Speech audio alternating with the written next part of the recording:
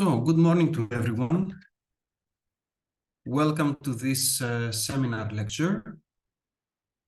My name is Kafkalas. I'm a doctor of economic science and decision theory. And I hope you can see my slides well. You can hear me well? We can hear you. Okay. So, what I'm going to present to you today is a hopefully short presentation lecture about cost-benefit analysis, which is a methodology for evaluation of projects that has to do with very basic principles of economic decision-making. And we're going to see how it is useful for project planning and innovation, and how it is related to some basic principles of economic theory and decision-making. So it has a basic introduction of economic theory and how it is associated with decision-making, a presentation of the methodology, and related issues that have to do with major innovations and how we use such tools today. If there is anything that you would like to introduce before we start, something that you expect from this presentation or something that you are interested in, you can tell me. You can always interrupt me and have a discussion. I would love to have an interactive lecture. So I was thinking of starting with the methodology, but I would like first to have a very short discussion about what is economics, because behind this methodology, the basic science is economic science, okay? Behind most of the applied approaches that we use in the economy, in business and innovation, there are some basic sciences like economic science, statistics, mathematics. Okay, so there are some basic sciences that then are split into more specific approaches. Okay, so here are some pictures that have a common theme. And I would like to ask you, is one of these pictures expressing for you what is economics, or do you have another idea about what economics is for you? How would you explain it in simple words?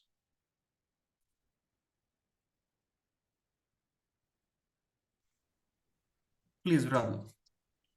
It's the foundation of everything. Okay, so very supportive. Yeah, but some people, would say the foundation of everything is physics, because all the physical world is explained through the physical concepts. A mathematician would say all mathematics is behind everything.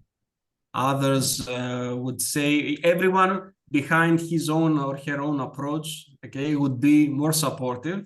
But indeed, it is a science that it has an interconnection with many subjects. This is true. Konstantinos, please. I guess in my understanding, economics is merely the logistics of resource allocation. It's the money-oriented resource allocation. Basically, whatever you want to do, because money is a made-up concept. It's something that we had to create. It's an imaginary thing. It's not real. We created it to be able to more easily interact with each other and have something that basically represents effort. Effort is managed by logistics. When you want to do something, you need the logistics on how to do it. Do this in this much amount and this in less amount. Economics is merely just, the allocation of the representation of effort and resources. I would definitely agree with you. The resource allocation is the basic definition of economic science, that what you are trying to do with economics is have an optimal resource allocation according to what you want to do, which is also in compliance with what Radu said. Okay, whatever you want, you can do somehow with economics. Actually, this is interesting that economics is not a positive science. It's not considered a positive science like mathematics or statistics. It's considered a social science because the main subject is the human, is the decision agent who makes decisions. And what is interesting in comparison with other social sciences like psychology or sociology is that we don't so much want to assume what people want. Okay, we can get this information from other areas that are more appropriate to discuss about what people want, or we can set our own assumptions. And then economics tells you, okay, if you want this, this is how you are going to achieve it. So it's a management. Okay, when we talk about management, it's in the innate nature of economic science. And this is why I put all these pictures here, because you see coins and money everywhere. Okay, in the first picture, you see association with gold and riches. Okay, the desire of people to have assets, which is a personal, individual desire, and how this is built today according to one aspect of decision making that is more capitalist or free economy approach. Okay, it's not all approaches have this aspect, of course. But then we see pictures of coins and money with maps and traveling, with plants representing the environment, with a stethoscope for health. So whatever you want, actually money, as Konstantinos said, is not the actual resource. It's a transactional resource representing the actual resource, which could be the land, the doctors, the materials that you use to achieve your goals. Okay, so for people who are not very accustomed with economic science, it is important to say that money that many people associate with economics, it's only a very small part of economic theory in monetary ideas, and it's not in every aspect. Okay, we can have economics and resource management even if we are in a setting without money, with transactions, with a barter economy, exchanging products, or if a person is living alone, like a castaway on an island, like Tom Hanks in the movie.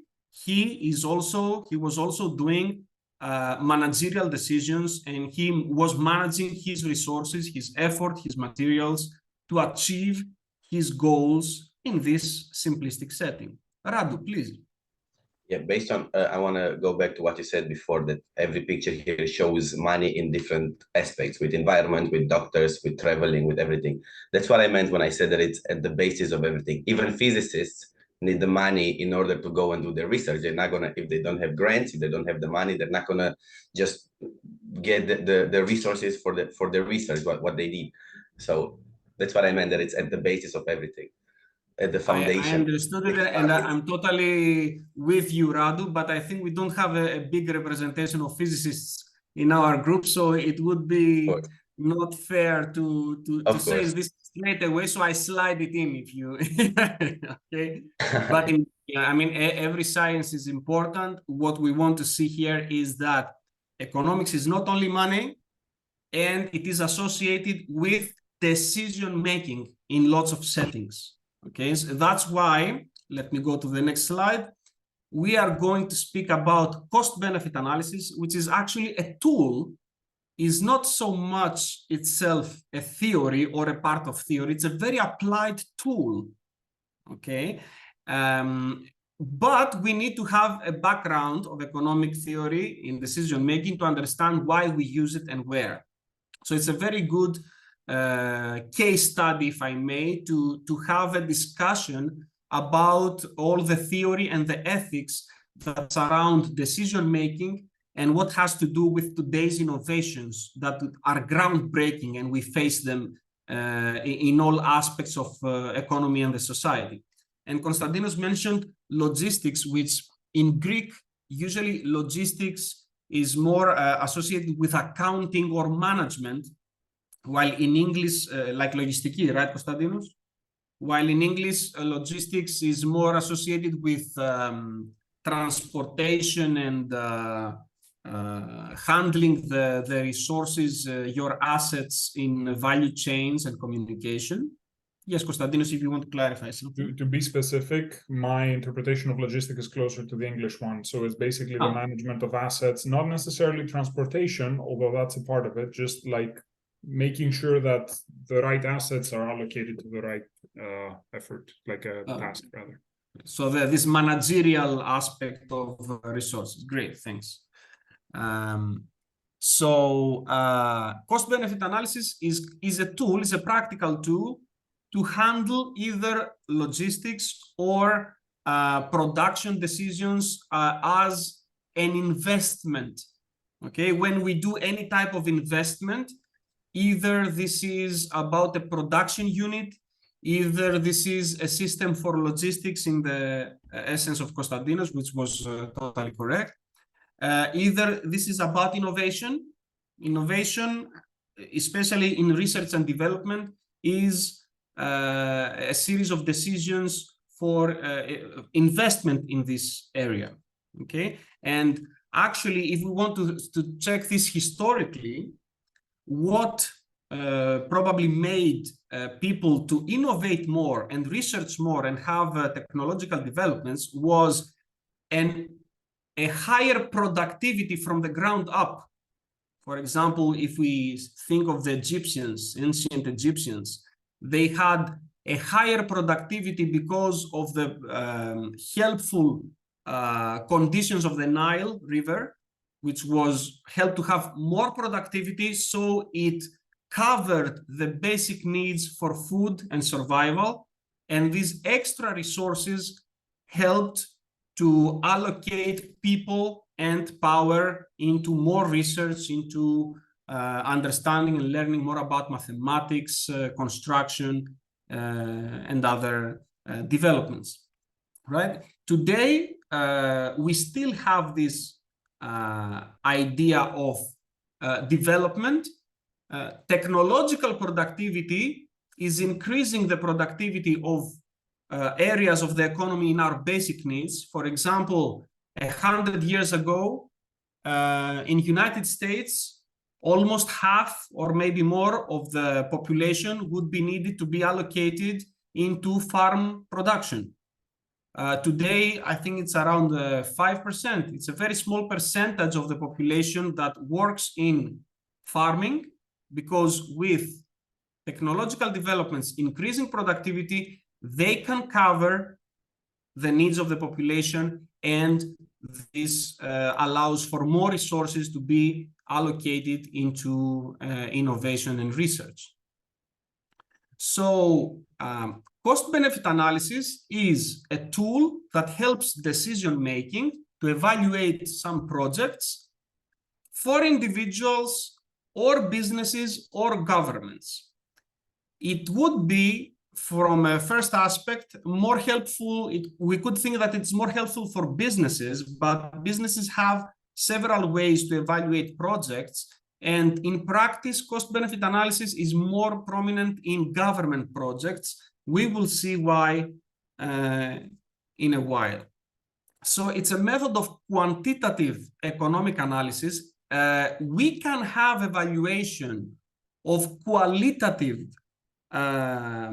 aspects and projects with other approaches, but cost-benefit analysis makes everything quantitative, even ethical aspects, even if you want to evaluate life. What is the value of life? What is the value of happiness or the environment? You have to monetize it. Even if it is difficult, in the cost-benefit analysis, you have to assign a value in this. which is very simplistic, but it has some benefits. And it helps especially government projects to make better decision-making and have a clear evaluation to present of what they are doing and if they are making good choices. So it can be undertaken in public or private sector. Both areas need to evaluate their projects. And it is very common in public projects. You can find special guides of cost-benefit analysis from European Union. When you want to apply for a funding project, they can say, you know, if you do a project like this, if you build a bridge in European Union, you will have to apply this methodology to evaluate all the costs and benefits from your project and how you are doing this better from another team. The Australian Department of Finance has its own guide. For example, the United States Agency of International Development has its own guide only on how to apply cost-benefit analysis for them, what is for them, how it should be applied. And even the United States Army, you can find all these guides for free on the internet. I can give you references if you want as examples. And here Meles of 2015 is an article about how you can, how it's associated cost-benefit analysis with warfare and military. So many types of decision-making tools that are very applied were developed especially in wartime. World War II was a very productive time for linear programming and mathematical programming tools because the military wanted clear, simple, fast solutions on whether you want to build more tanks or more ships or more airplanes at a given time and have a very clear evaluation, even if it is simplistic at any given time. So these mathematical applied approaches that now are also used in computers, artificial intelligence, linear programming approaches, they were developed especially in wartime because they were very clear and simplistic. So the broad purpose is to help not only decision-making, but if we can, mostly social decision-making. Cost-benefit analysis is a tool that in the end helps us to see if we are making the best decision for the society. Because every individual or every business, if we consider it as a legal entity, has its own principles, its own preferences, and we know what we want and we know what the evaluation is for our decisions. But what about society? This is a more difficult problem, to combine different preferences, different wishes of the society, and if also you can, to include future aspects of the society. What if society today wants to have its GDP, its income, spent in bars and sports stadiums, but future generation will ask for more schools, for example? Is the present generation including this part of the society in their decision-making? So we also have an intertemporal part of decision-making that is very interesting.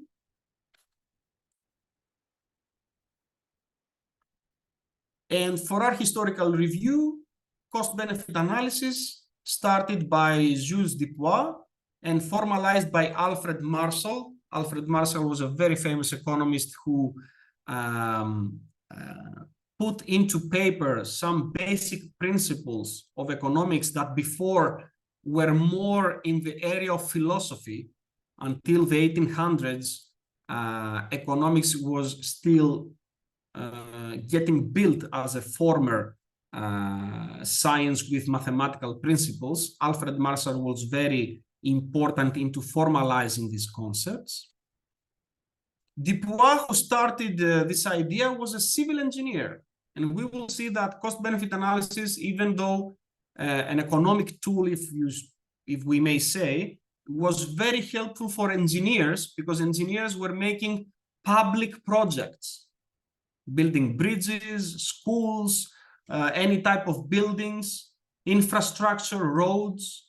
So when you do this, when you create infrastructure for the society, you want to have an evaluation if this is helpful for the society. So you want to present it. So engineers especially were very eager to use this tool.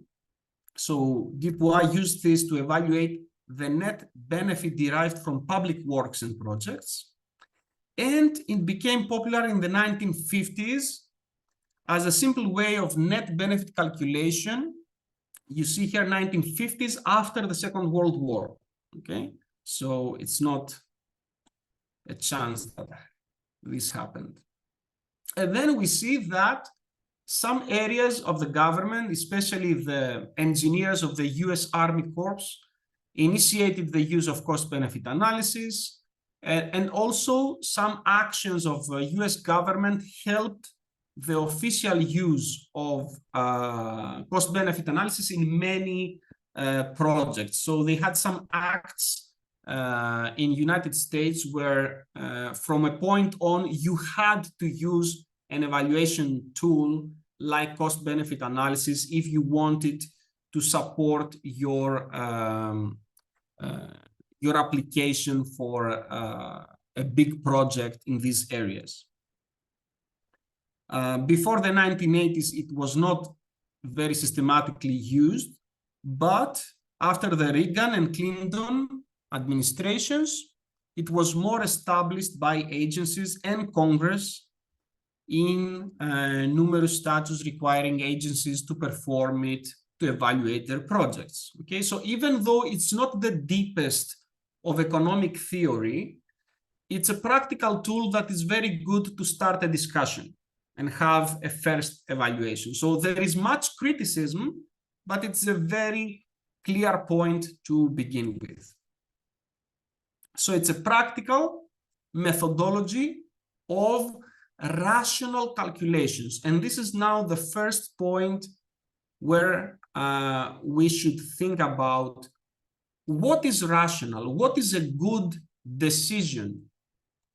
Do we have a clear scientific approach on what is reasonable, what is best for someone? Is it totally subjective?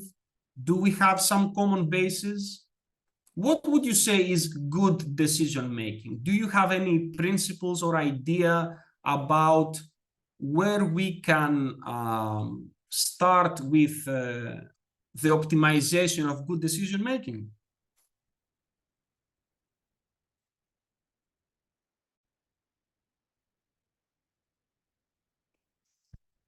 You can say if you want. I will continue with what the yes, please, Konstantine. Well, this is a wider kind of discussion, because it really depends on the project, it really depends on the end goal, and it depends on whether you're the right person to determine the end goal. For example, I'm both involved in business and in philanthropy, and in business, very often the optimal result is quite obvious, you know, like getting to the production of a specific product or service at the minimum amount of time for the less amount of money. It's something that is really hard to dispute. Other times, especially in philanthropy, you can't really, depending on what you're putting your effort in, you can't really necessarily determine the best outcome or the desired outcome. The recipient must decide that, even if you disagree. So yeah, sorry, I kind of got sidetracked there. That's very, very helpful. It's very interesting what you say, that for businesses it's more clear. Okay, again, businesses have their own code of ethics, because every business doesn't just require profitability, for example. Okay, they may have a focus on different types of assets. Some businesses focus in sales and liquidity. Others focus in acquiring assets. Okay, but yet the goals are very clear in business and they are more monetized.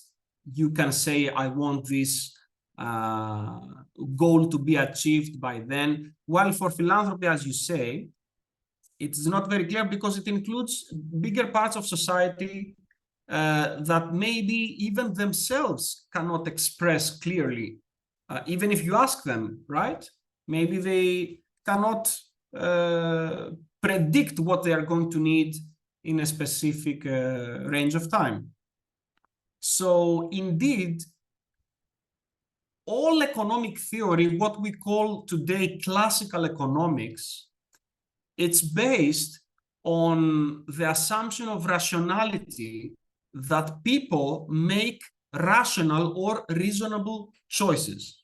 Okay, so that if you present them with some options, they will make the best decision for them. Okay, so that's also in accordance with what Konstantinos said about even philanthropy. The agents, the stakeholders are the ones who decide if something is good for them or not in the end.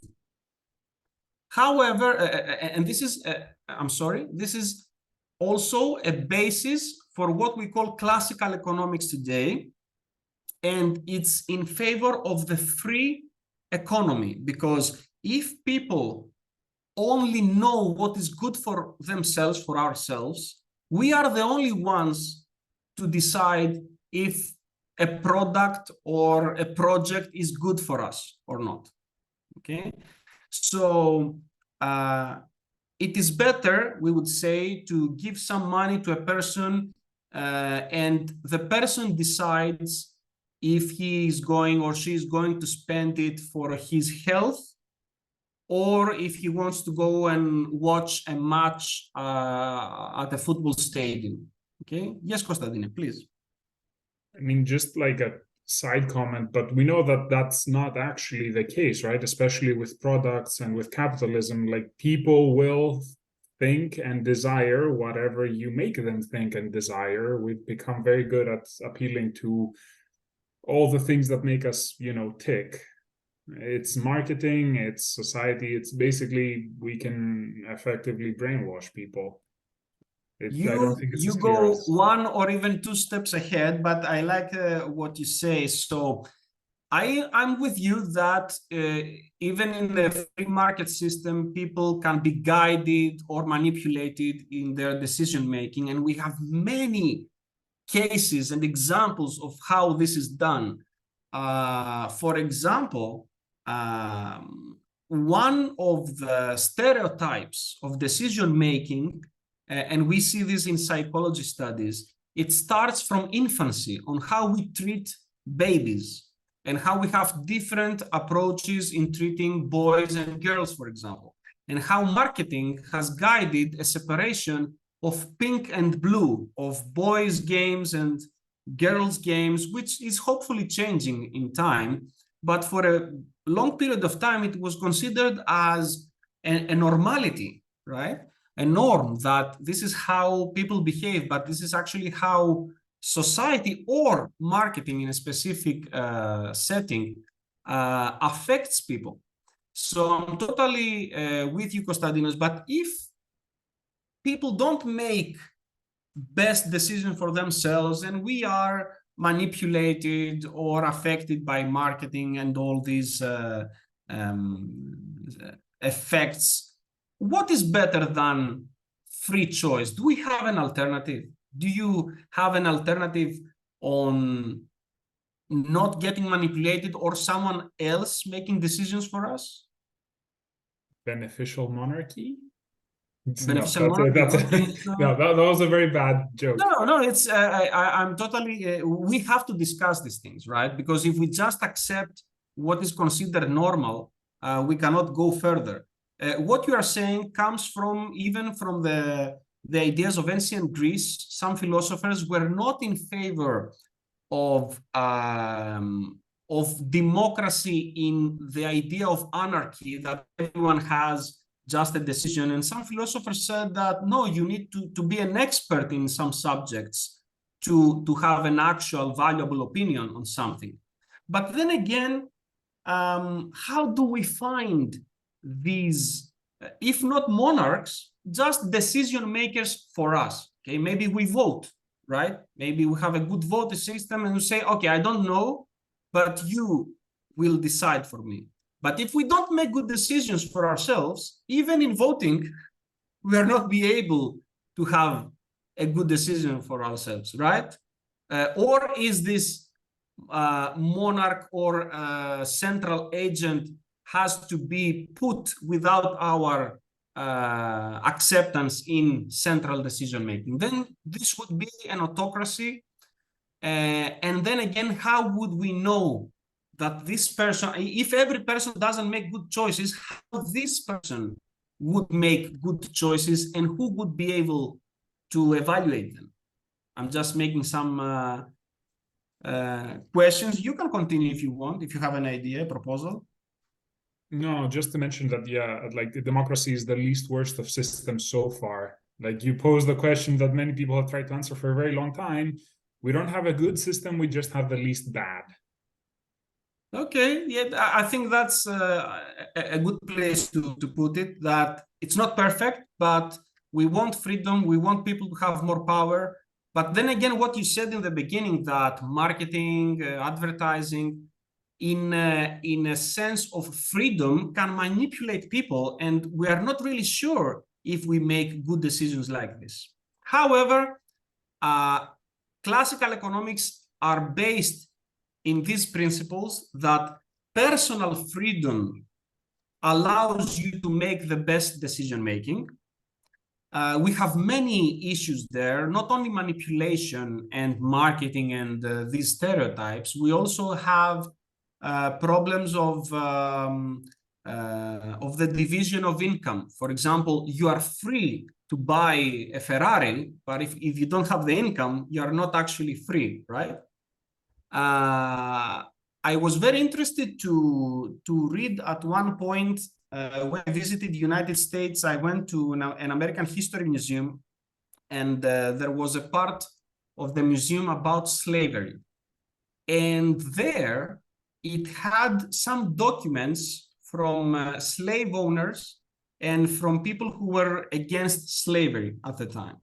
And one slave owner said that he was writing, well, you people who say that you are against slavery, actually, you don't care about these people. If I have these people in my ownership, I care for their well-being because I want them to be alive and strong and use them. Okay, it sounds awful, of course, but I want to give another perspective.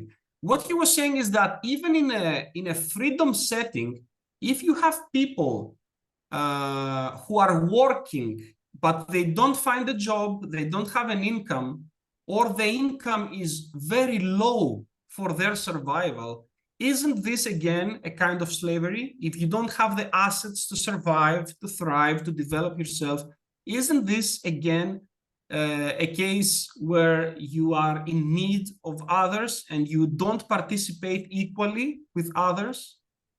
We see these differences in income allocation and how it affects education, participation, and many aspects of the society. So this is a very big discussion. I will try to keep it compact, but indeed, when we use evaluation tools like cost-benefit analysis, we always need to understand that it is difficult to assume what is good in the first place, like Konstantinos said about philanthropy. And it's a big part about social decision-making and how we clear this up. But classical economics is supporting freedom, self-driven, rational actions, and not only that it is good for oneself, but it is also good for the whole of the society. That was the idea of Adam Smith about the invisible hand, that if every person makes his own optimal decision making, I am making best decisions on what to work on, how to use my resources, what to buy for me and my family. I am getting better. You're doing this, my neighbor is doing this, everyone is getting better, the whole of society is getting better. Okay, so this idea that free decision making in this free economy setting is better for each individual and then better for the whole of the society.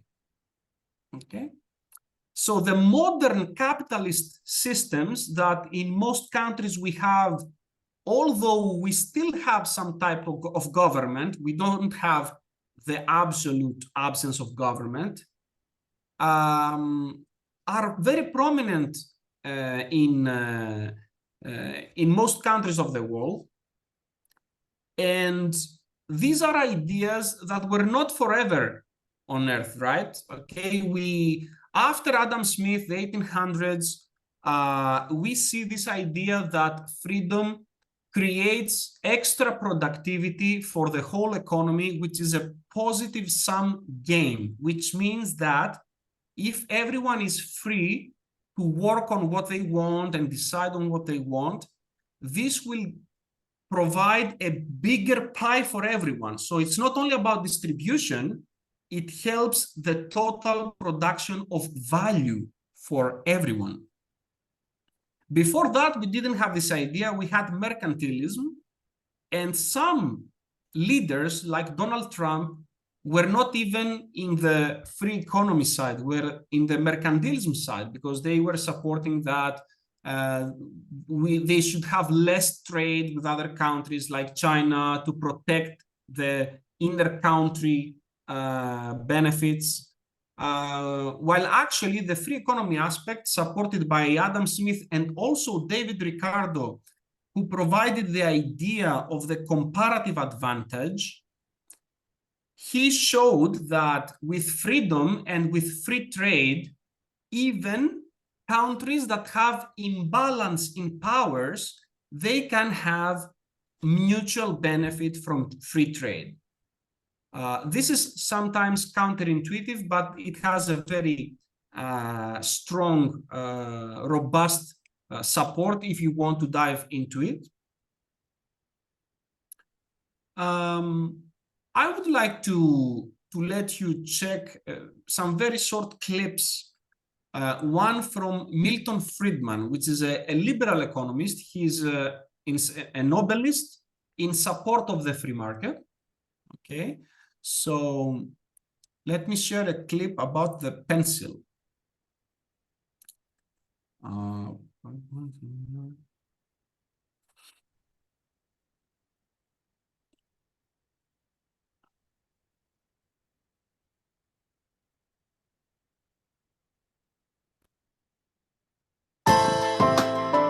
I hear a sound?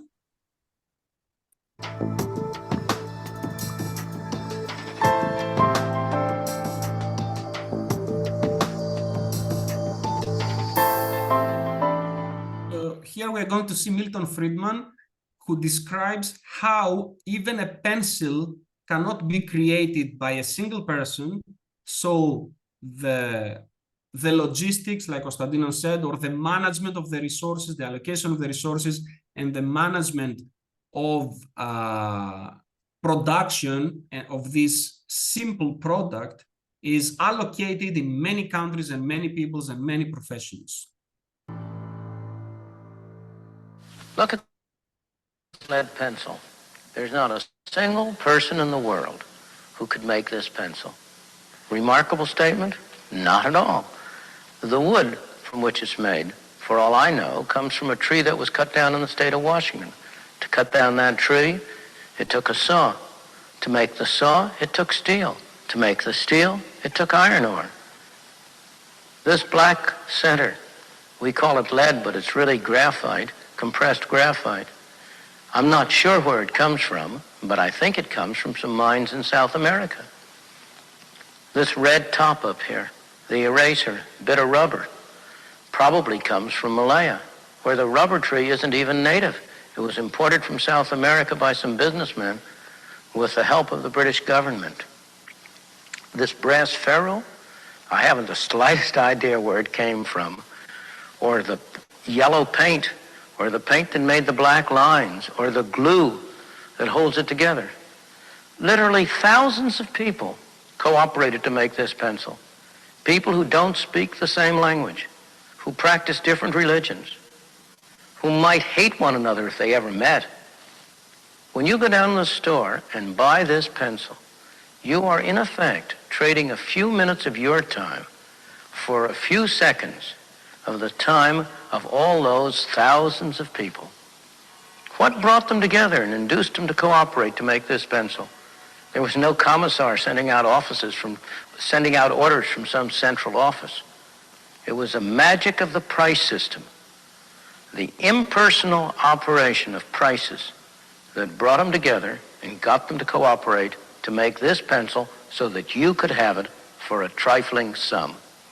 That is why the operation of the free market is so essential, not only to promote productive efficiency, but even more, to foster harmony and peace among the peoples of the world.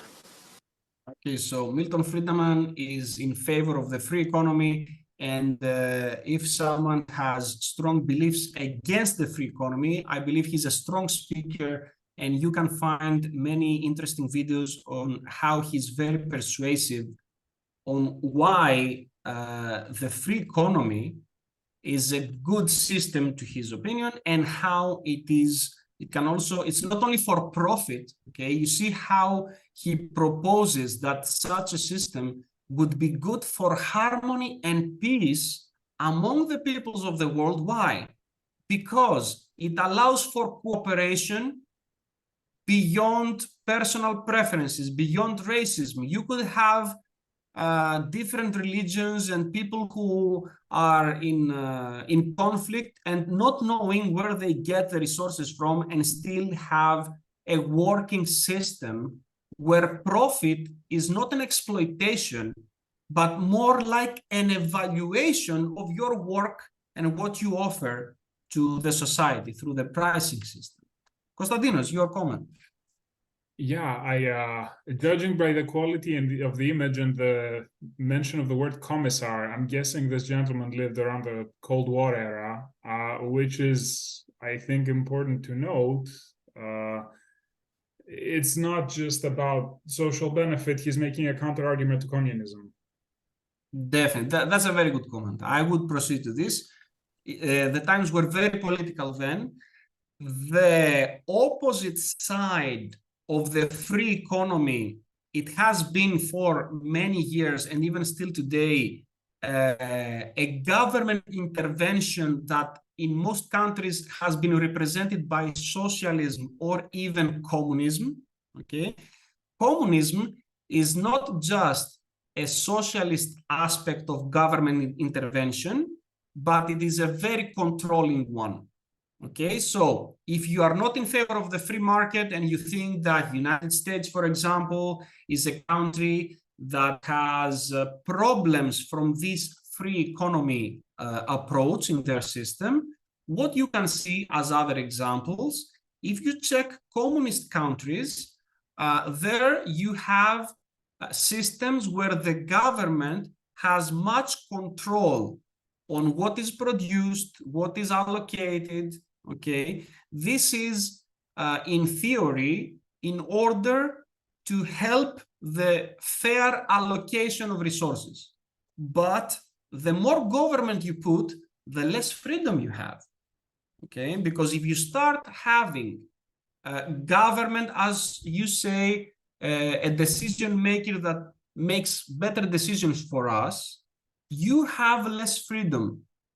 Okay, it could be for good, it could be for worse. You could making, I don't know, you could be driving your car and not wearing a seatbelt. Okay, well, it's your life, it's your body. Why would someone not allow you to not wear a seatbelt? Why should the government press you to do something that you don't want with a fine, with an arrest. Okay, this is less freedom, but it is based on the assumption that if you get hurt, you will ask for the support of a medical institution, of a hospital, and other people will pay for you. So it's actually through the idea that this is not an autocratic intervention, that some crazy king wants to do his own thing on your freedom, but it's to benefit some other value that is spread around the society. Okay, but the more you have of these restrictions, indeed, the less you have freedom of choice. And we can have sometimes some clever ways to apply this. For example, instead of putting great fines for the seatbelt, now all cars have a beeping sound, right? So if you don't wear your seatbelt, it starts having a beeping sound, beep, beep, beep, beep, to make you tired of this sound, which is a slight inconvenience compared to what it would be to wear your seatbelt. Okay, so indeed, this is the free economy approach. One other aspect is the communist approach. That's why Milton Friedman mentions the commissar. Okay, he wants to make a political comment against communism of USSR at the time. And there are other aspects of government intervention. It's not only communism. We have Keynesian theories that have a slight intervention in times of economic crisis, or we have socialist theories where some countries allocate a big part of the income around the society. For example, if you pay taxes, this is a socialist intervention, okay? It's not a free economy. If you pay taxes and the government collects it and uses it to fund public schools, public universities, public hospitals, infrastructure, this is not freedom, right? Freedom would be to pay with your own money the private hospital or the private school, but it is considered as a more fair allocation when you take higher taxes for rich people and lower taxes from poor people, and then you have equal access to everyone in a public hospital, for example, or in a public school. Because the assumption is that if you don't have this access, the people are not productive. If only the child of the rich family goes to a good school, for example, you miss a scientist that could be in a poor family, but he didn't or she didn't have access to this system. So there is support for both.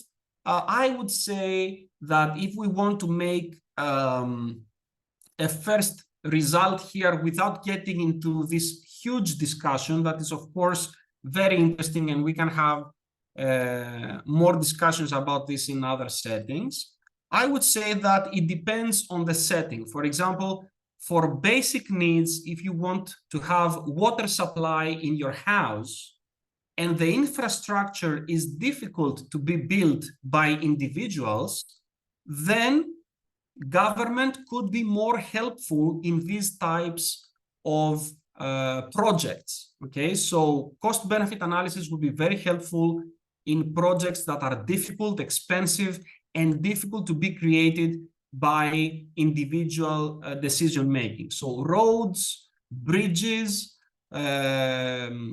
the central water supplies, maybe even some infrastructure for power, the handling of common resources like lakes and the mountains for renewable energy, okay? These are difficult to be handled by the free economy, probably.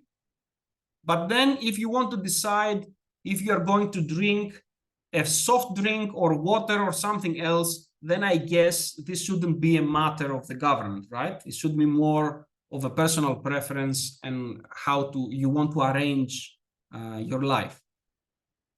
Now, as an opposite side to Milton Friedman, I will show you another link. Give me a second. Of Noam Chomsky. Noam Chomsky is a very famous philosopher of our days, and he makes a great comment on why do people think that Adam Smith is the father of the free market capitalism. Okay, the whole system of the free market is based on this idea that I told you before of the invisible hand, that individual decisions make the best of the final total social benefit. Okay, but what he says is that actually Adam Smith, who is considered the father of capitalist systems, he never said it this way. He said it once in his famous work Wealth of Nations, another time in another work, and he didn't say it in this way. He was speaking of something else. So let's hear him. Well, you have to ask the intellectual historians why they're falsifying it. But the case of Adam Smith was first of all, he was essentially pre-capitalist. He was a figure of the Enlightenment. He essentially pre-capitalist in his picture of the world. He did advocate free market systems, but in a way, in a nuanced fashion, which I think was kind of wrecked by capitalism. So, for example, take the term invisible hand, which everybody uses to mean the wonders of the market. He used it twice in any relevant context. Once in Wealth of Nations, so it's hard to miss, and once in his other major book, Moral Sentiments. In Wealth of Nations, if you take a look at the context in which he used it, it's basically an argument against neoliberal globalization. What he says is that, imagine that if in England, which is of course his concern, merchants and manufacturers invested abroad and imported from abroad. He says it would be good for them, but it would be harmful to the people of England. Okay, I will stop here. It's a short clip, but you can check it yourselves. So he says that the basic principle of what we think of the free market system was not actually supported by Adam Smith like this. He says it would be good for them, for the people making the decisions, but harmful to the people of England. So he gives another aspect of how individual decision-making may be harmful for the total of society.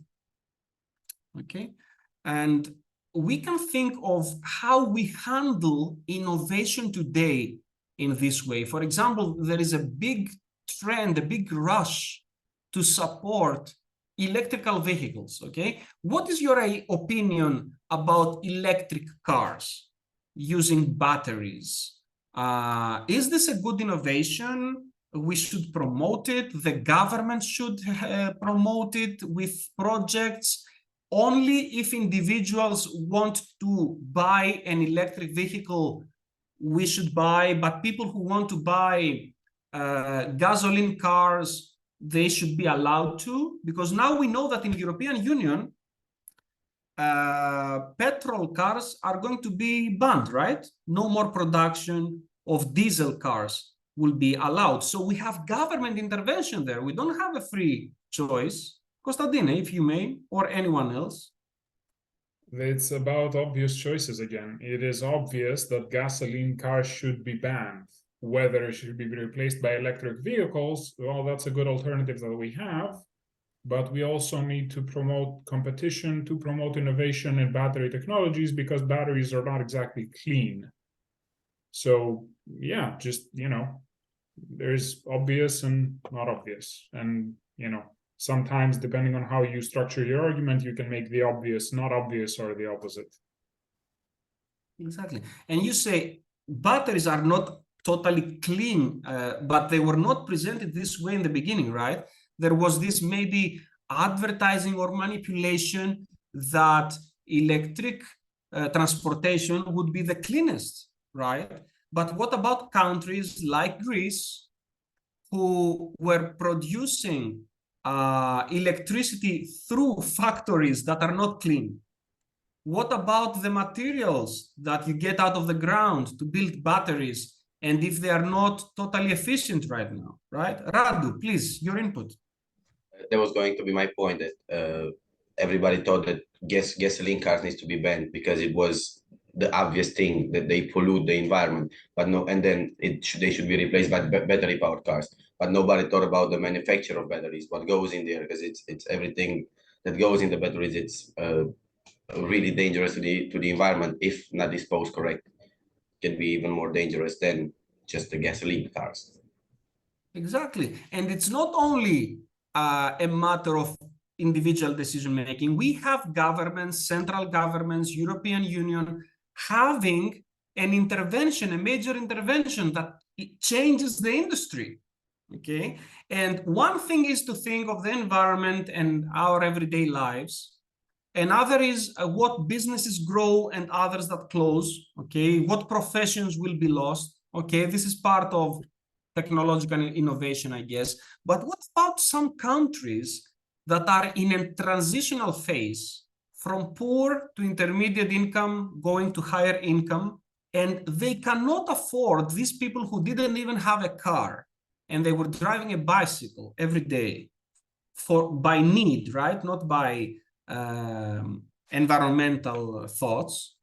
And now what they afford is a cheap car and probably not one of the electric cars that is expensive for now. So it is affecting the policies and the lives of many people. And for these projects, these innovations and how they're going to affect our lives, the decisions of ourselves, if we get educated, because Konstantinos, Radu, are offering some information that they have learned themselves. They have their education, but is the average individual educated this way? Is the average individual in favor of innovations like vaccines or against? And do we have the right as a government or decision agents to enforce issues like vaccines, health treatments to people, right? So we have ethical issues, we have management issues, allocation issues. Even though a project can be simple in what it produces, the effects and externalities in the whole of the society can be very complicated and always an issue of ethical type. Yes, Konstantinos. I don't hear you. Sorry.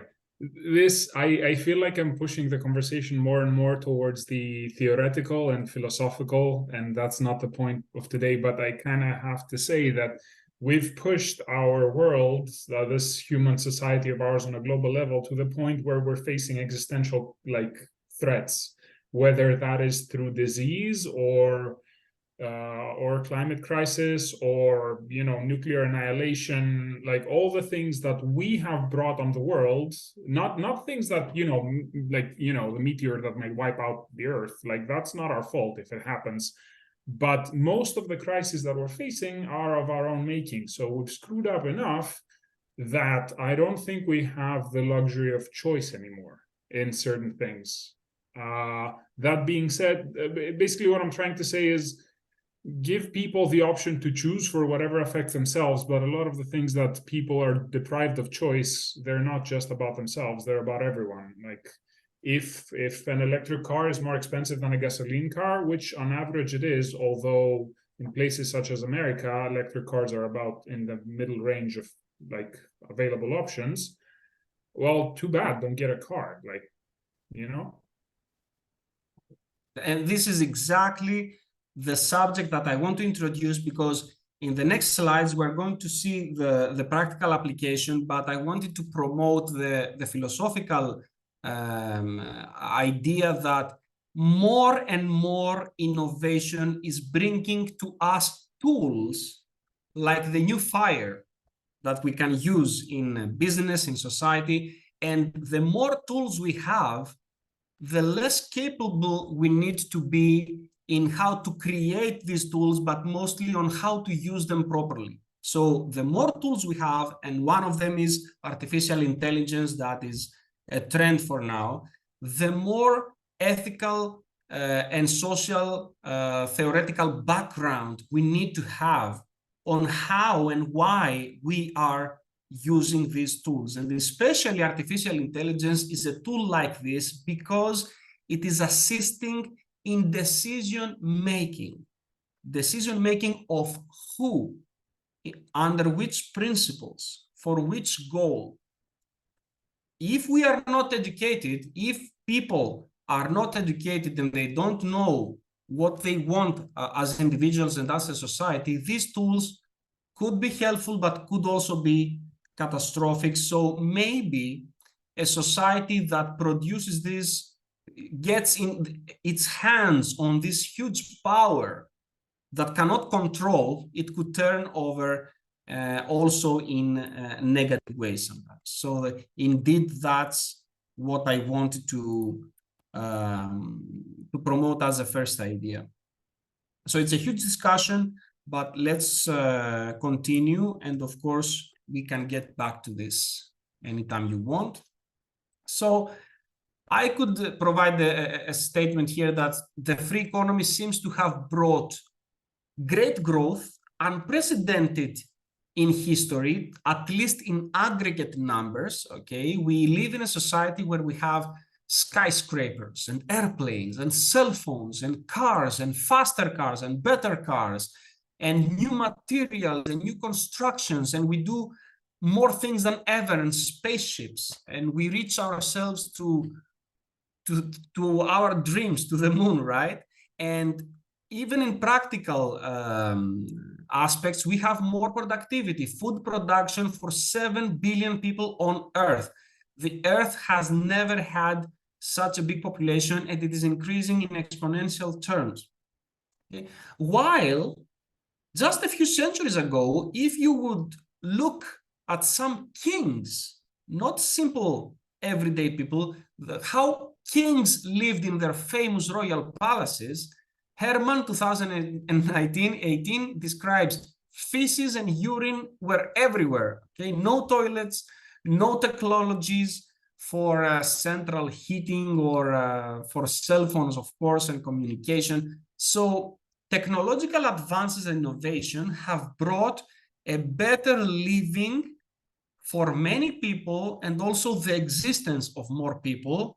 With medical innovations, less people die, less children die, we live longer. Okay, some diseases have been eradicated. So we have innovations that have changed living for humans forever. However, we still have some criticism. We see even in rich countries, poverty, income inequality. We have people dying from hunger on one side of the earth, and people dying from obesity on the other side, okay, or even in the same country sometimes. And we have more and more issues that are some kind of threat, like Konstantinos said, like climate change, or even the threat of nuclear conflict that could even threaten the end of human existence. This is like a gift, but also a curse of having too much power that brings too much responsibility. So we need to think of ourselves, if individuals make optimal decision-making, good decision-making, if leaders are also individuals, and if they can make good decisions, or is it problematic to have a government intervention, or if it is good. If there is an issue of causality, we say that we grow as humanity through innovations, but maybe innovations make us change, right? Do we drive innovation, or innovation comes step by step and we just follow the route that it shows to us? And do we really make decisions? For example, we have a big discussion over the use of artificial intelligence. Are we going to decide the use of artificial intelligence, or some businesses and big owners of this knowledge will make the decisions and we will follow. Okay, so these are ethical issues that we need to think about. And the other side is that we also can have innovation that is more democratic. For example, you can check RASCO 2019, blockchain and democracy, but there are many articles for blockchain and how it is a democratic innovation that could help people make decisions around the world, like voting systems or interaction in a more fair and democratic way. So innovation can bring power, but also it can bring solutions on how to make better decisions for the society as well. Good morning from me. Good morning, Konstantine. We were into some theoretical aspects, more philosophical. We are going to get into the more practical stuff. So let me go forward. Still, this is more about the theory. I can give you here some links. If we have time in the end, if you are interested, we're going to check them. I will just describe them very fast. These are some links about biases of people and how we don't make good decisions sometimes, okay? Most of them are about conformity. How people want to conform in a group or society and don't make the best decision for themselves.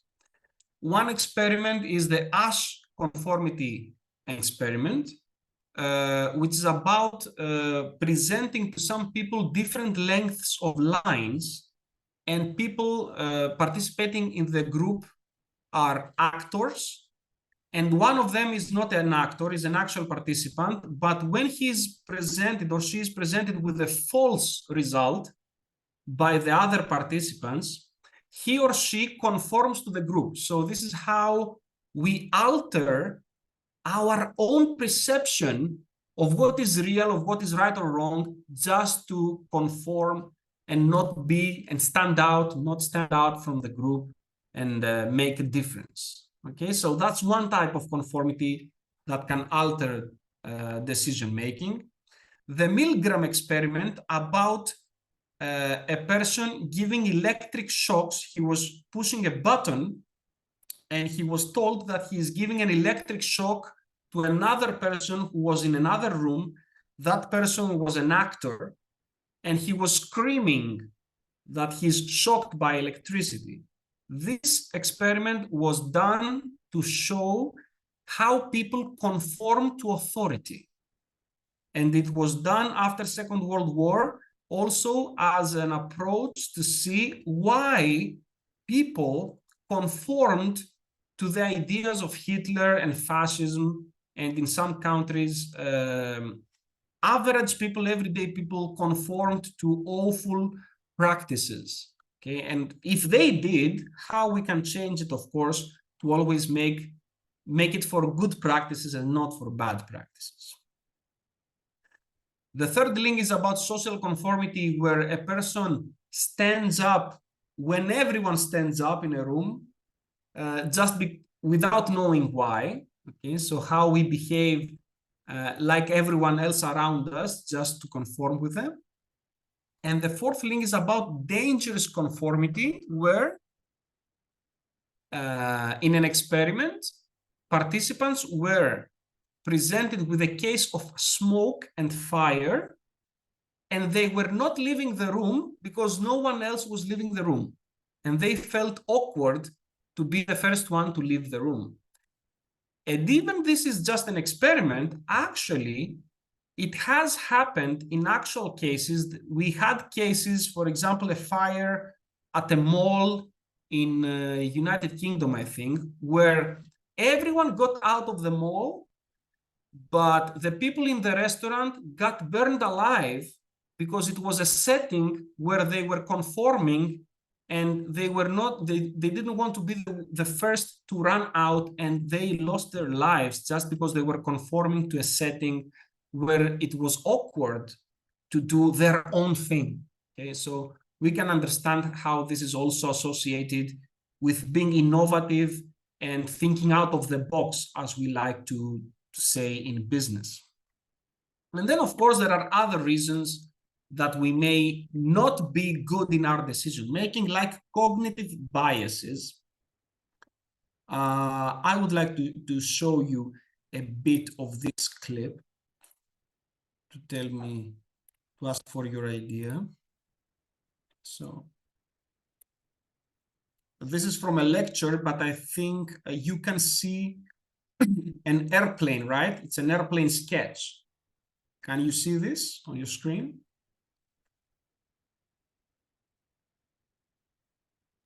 Yes. So, survivor bias, right? Yeah. Survivor bias.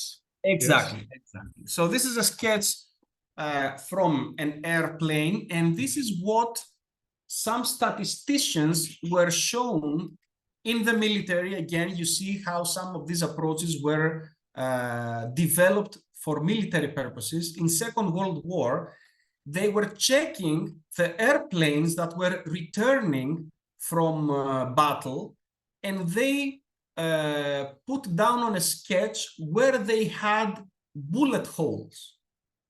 Okay, so as you see, there are many places that have bullet holes. And the army personnel, the technicians, said that if they have the holes there, we should reinforce these pieces of the airplane, these parts of the airplane, and put more armor there. We cannot put armor everywhere because the airplane is going to be very heavy. But in these points, in these parts that are full of bullets, we should reinforce. Do you agree with this? I mean, if you don't know about the survivorship bias, would you agree with this? So bias is a problem of perception. Even though the technicians were supporting that they should put the armor there, actually they were checking only the airplanes that survived the battle. The airplanes that got bullets in the cockpit or in the storage of the ammunition, they didn't return. So this needs to show how you can have a problem of perception even by people who deal with statistics sometimes. I mean, if you do it properly, right? And this is another example associated with artificial intelligence, because artificial intelligence is a methodology based on statistics. Okay, so what artificial intelligence does is to learn from existing information. Okay, so even though it is a tool that can be very helpful, artificial intelligence can also be very biased. And you can find many sources about how biased artificial intelligence can be, even racist at some times, okay? Because it collects information. If this information is one-sided, if it mentions only some races more than others, the results are going to be biased and racist as well. And you can find, I can also provide you if you want, with more sources about how biased the tool of artificial intelligence can be, and especially if you don't have the perception to understand why this happens, you could accept it as a reality and make harmful decision-making for individuals and the society.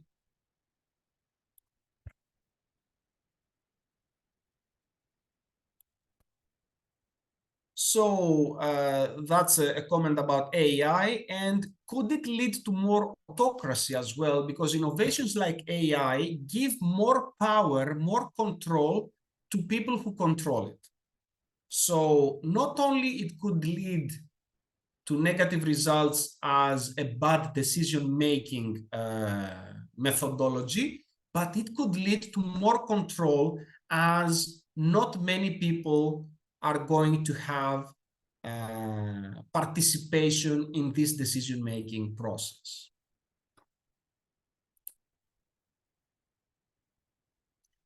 So here I have more theoretical aspects and ethics. I will skip it now because I would like to go to more practical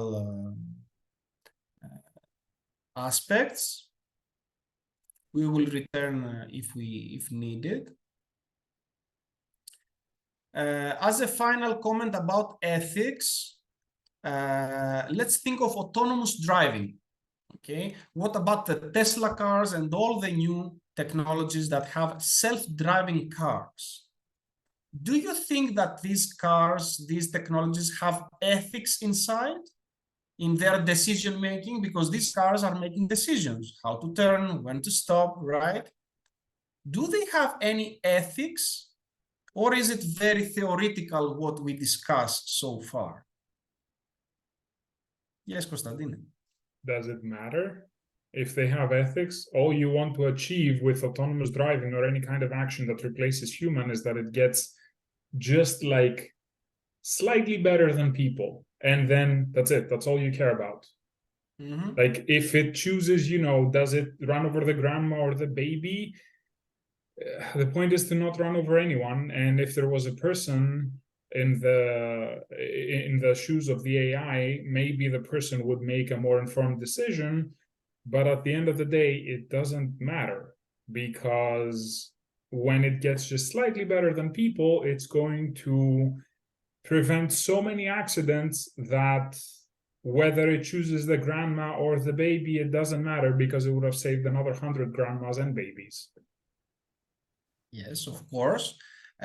You are already informed in this. So this is the question of whether this is efficient, okay? So efficiency is whether it can do an innovation better and faster and more efficiently what already the human agent does, okay?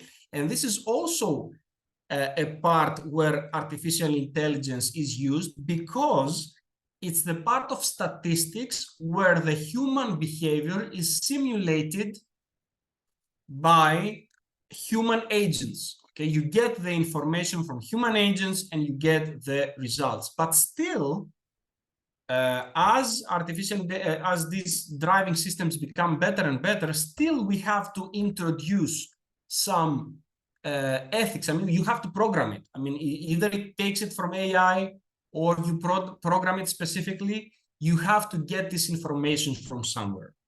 And since the tools of innovation are going to be more and more automated, for example, if ChatGPT can write a software for you and you don't have to be a programmer, so you don't need the actual software designer to create the tool, what is left for you as a human agent is to judge the moral result, the evaluation of the results of this project. Okay, so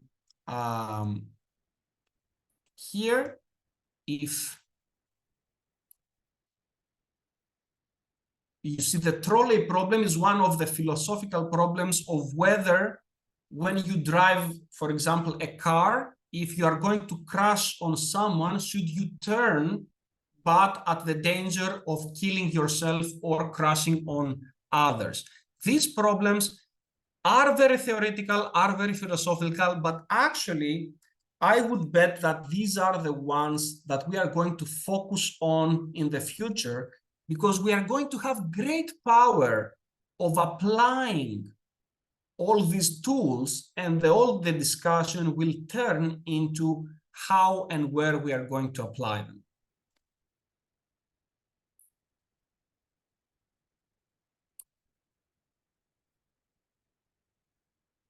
Okay, so what if we apply an approach like cost-benefit analysis to something that is difficult to evaluate?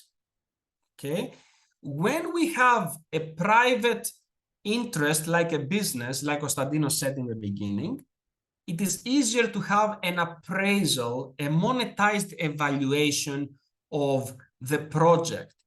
But sometimes the projects are difficult to evaluate, like in health issues, okay? Especially projects about health are very difficult to evaluate and compare. Can you compare if a vaccine is a better treatment than a treatment for cancer, for example? These are two different issues, okay? You can have COVID vaccines, you can have treatments for cancer, and you say, well, these are equally good. We want them. They're beneficial, okay? But when you have a budget, you want to allocate the resources. What are you looking for? Are you looking for survivability for people who just make it for the day? Are you looking for long living, healthy living? These are all issues of evaluation. And when we cannot monetize them, we have alternatives of cost-benefit analysis, like the cost-effectiveness analysis, where you take for given the evaluation, you say, oh, I need this, I don't care how I'm gonna make it, but you give me only the cost effectiveness, the cost evaluation, because I will not judge the evaluation of the result. I will only judge the evaluation of the cost to produce this result. So in these cases, the result is given and you only compare alternatives of cost evaluation. We are already 1.5 hours in our lecture, so let's go to more practical stuff. Let's get to an example. Let's say a proposed investment in building a new factory. It has a cost of establishment of 50 million euros. Okay, so you have a project, it is proposed to you or to another agent, and it says, we need to build a new factory. We propose that this is a good factory. It will cost 50 million euros to be built. What benefits do you expect from this investment? You expect, of course, benefit from sales of products, but not only for 1 year. It has an expected time range. For how many years is this factory going to operate? What is going to be the profitability? What is going to be the pricing in the market? You need to have predictions of this, okay? So you make market research to see if the product is going to have an evaluation from the market for the next, I don't know, at least 3 years, maybe. So let's say you have an expected profitability of 20 million euros every year for the next 3 years. Okay, so you could say that if I aggregate this, I have a cost of 50 million, but what is the expected profit without taking out the establishment cost is 3 times 20, so it's 60 million. So it sounds good, right? Would you say this is a good investment? If you spend 50 million and in 3 years you have a return of 60 million,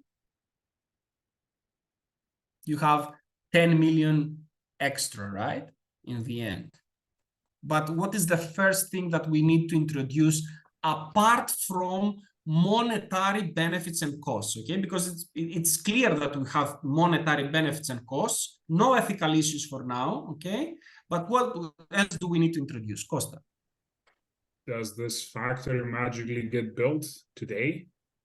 Do we have profitability immediately? It needs some time, but you don't consider operations until it starts working. So it could be like maybe a few months, but this could be, let's say, the first year or the year 0 that you don't include in your operations. So you start counting the benefits and costs apart from this establishment cost. This is called a sunk cost. Whatever you pay to start working, to start operating, it may take you years, but you start counting. You say, I invest this, and then I get the results from year 0 when it starts operating. So let's say that it is magically built, okay? You have this, let's say you buy an established factory, it's already built. So you buy it from someone else. You know that it holds for another 3 years, and you have these evaluations. So let's say that you buy an existing business.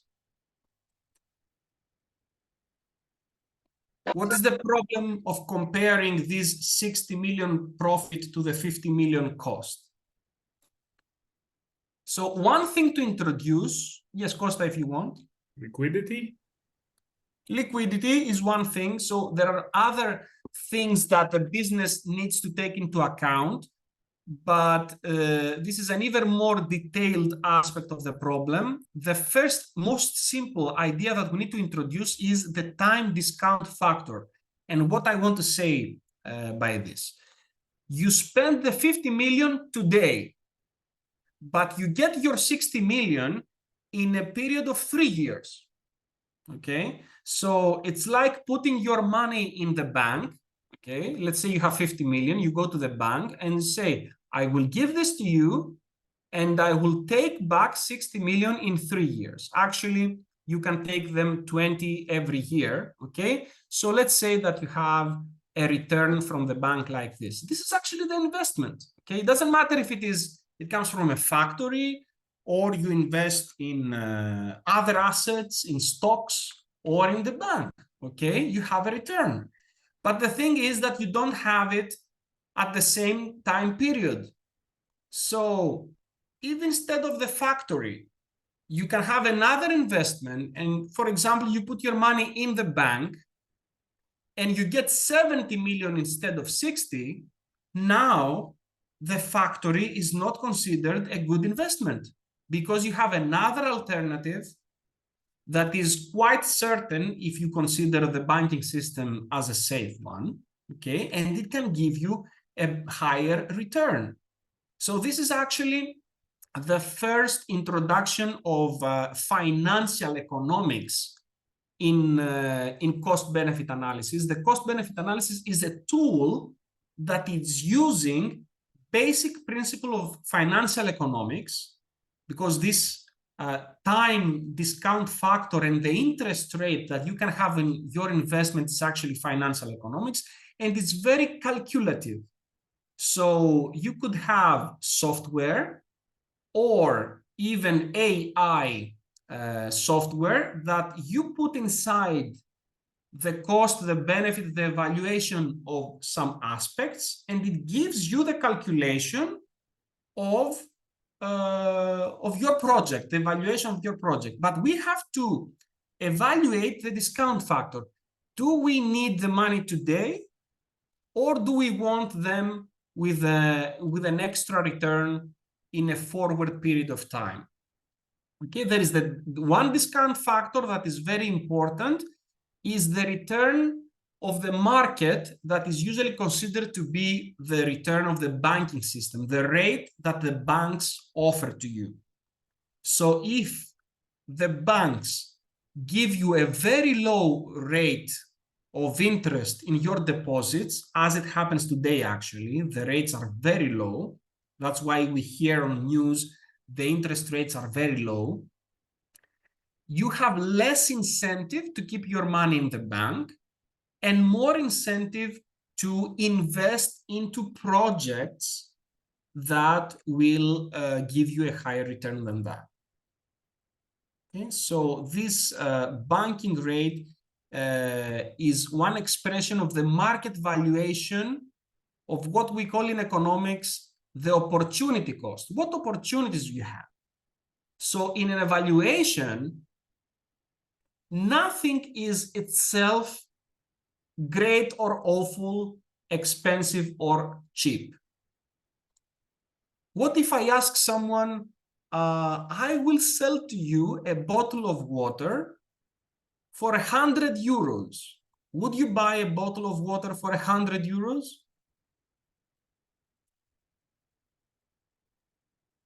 How easily can I sell that bottle for 110 euros?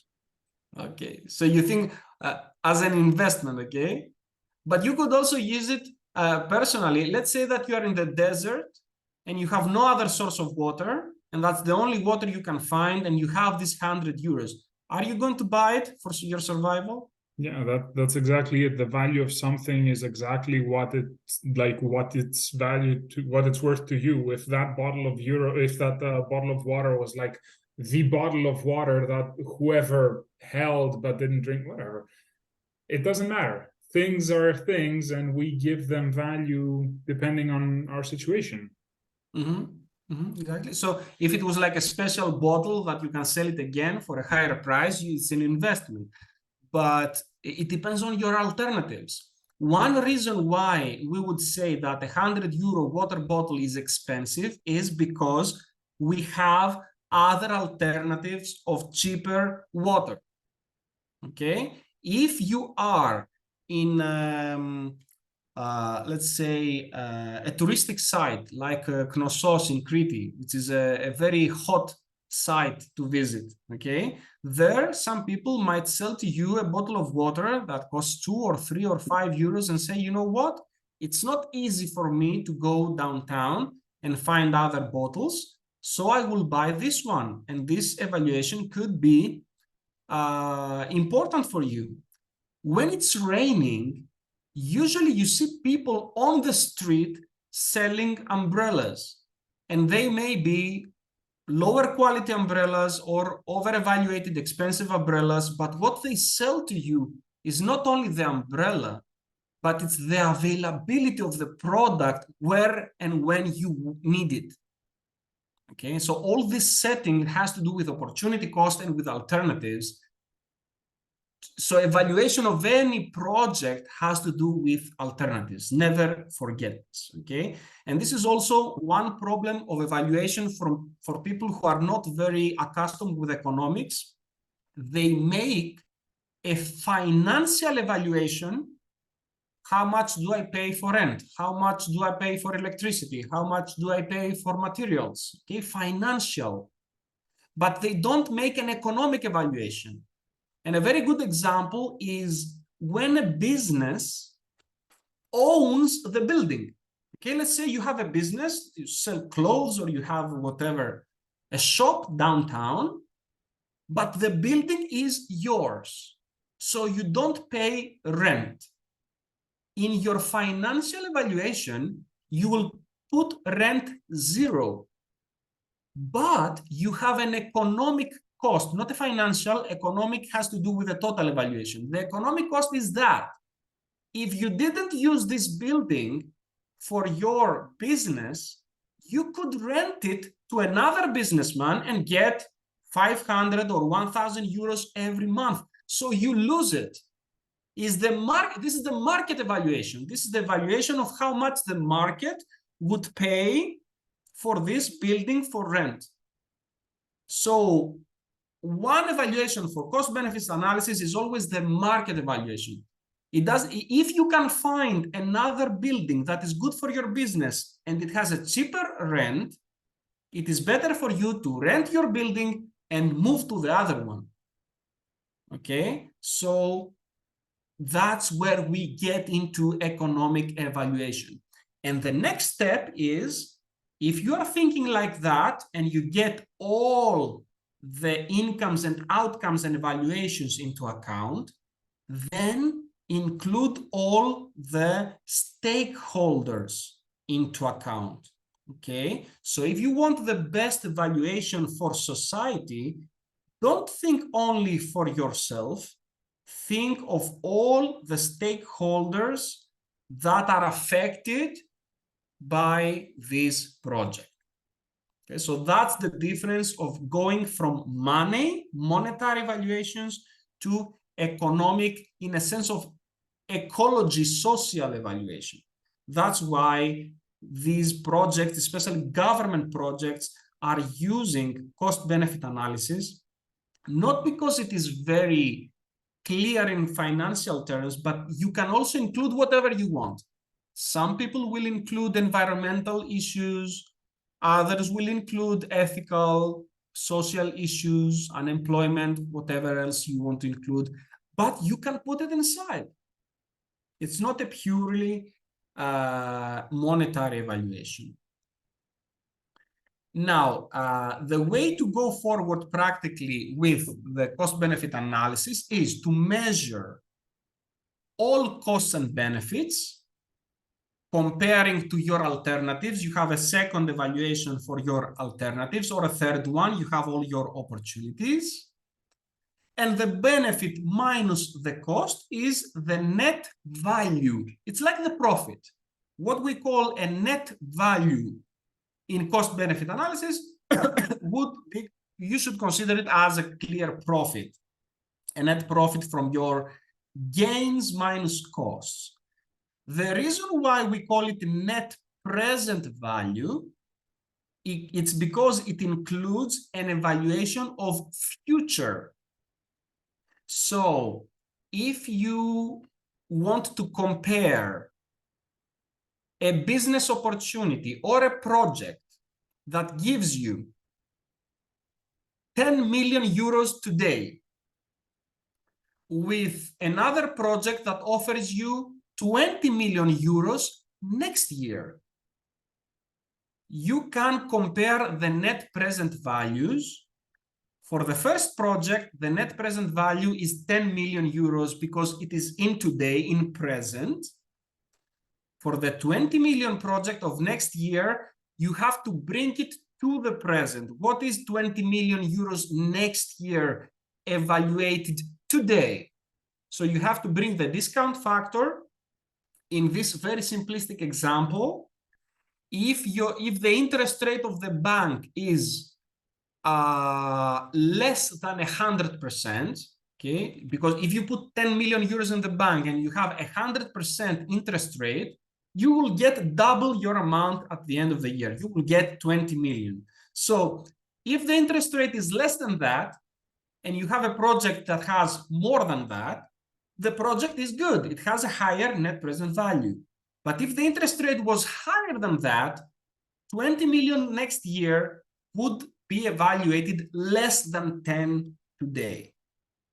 And of course, you can imagine that all these calculations, you can make them for projects that have many returns in many years, not just 1 year, okay? You have benefits and costs and profits in a series of years, in a long range. You calculate them all, you bring them into present value, and this way you can compare the valuation of projects.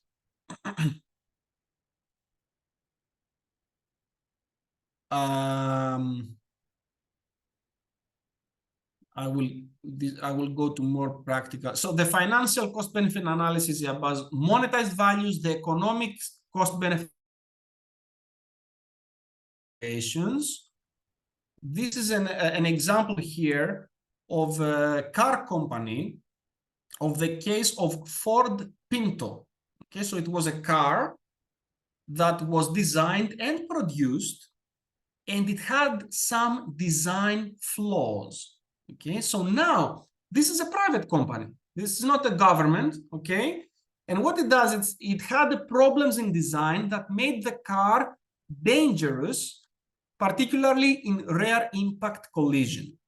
So the company decided not to issue a recall. So you can say, let me get all the cars back and I fix them, which has a cost, of course. Or maybe I don't do that. I let this percentage of problematic cars to get these problems and maybe even cause an accident. And if I get sued by these people, I will pay the fines and the court results. Okay, this is what happens actually. This is an evaluation of real life, an evaluation of projects that happens in car companies, because always you can have a minor percentage of design flaws or problems that can be introduced into the product, the final product, and some people could lose their lives or significant affect their health because of problems of these products. Okay, a car is a product that can cause you great health problems if it's not working properly.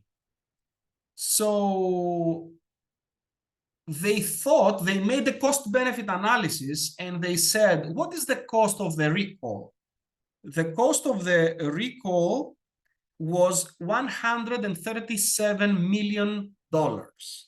But the cost of the lawsuits was estimated around 50 million. So cost-benefit analysis, they say, you know what? Okay, let them sue us.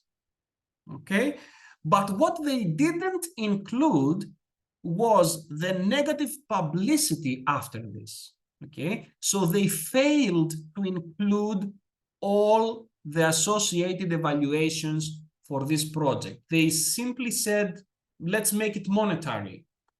The cost of lawsuits, cost of recall, what is bigger, and I go this way, but they failed to understand that every project and every decision making is part of your character as a company, is part of your philosophy, and it comes with you in your whole philosophy, in your future. It's not just one decision that can be ruled out.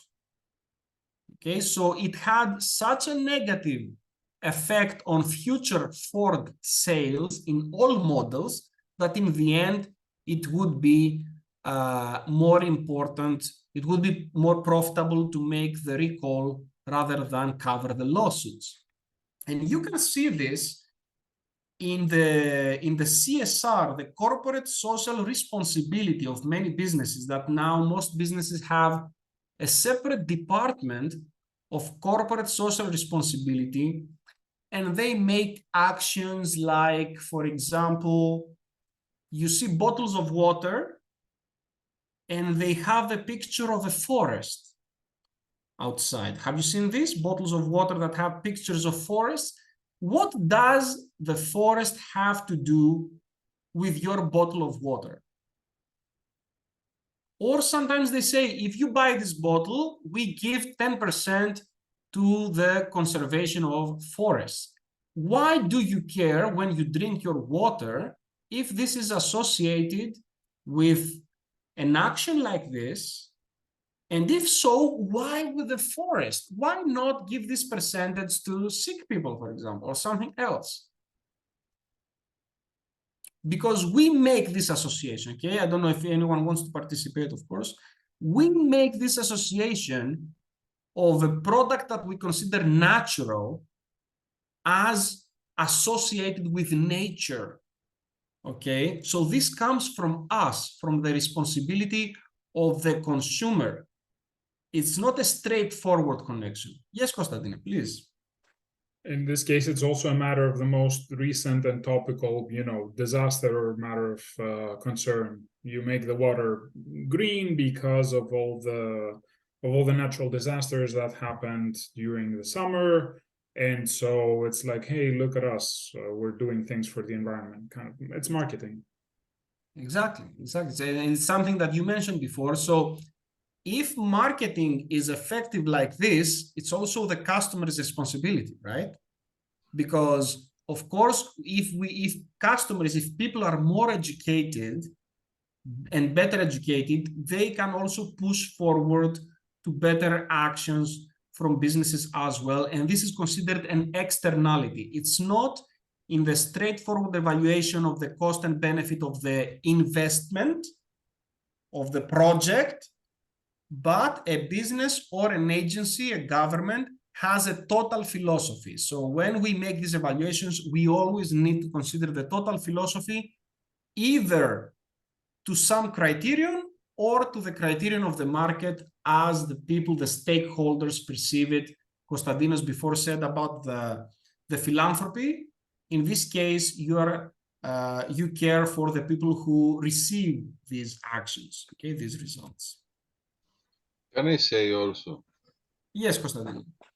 That always there is a cost for the society. So it's like it's a percentage of the revenues, delivering that to the society cost. Yes. What in a more globalized world as we live today, more and more decisions are interconnected.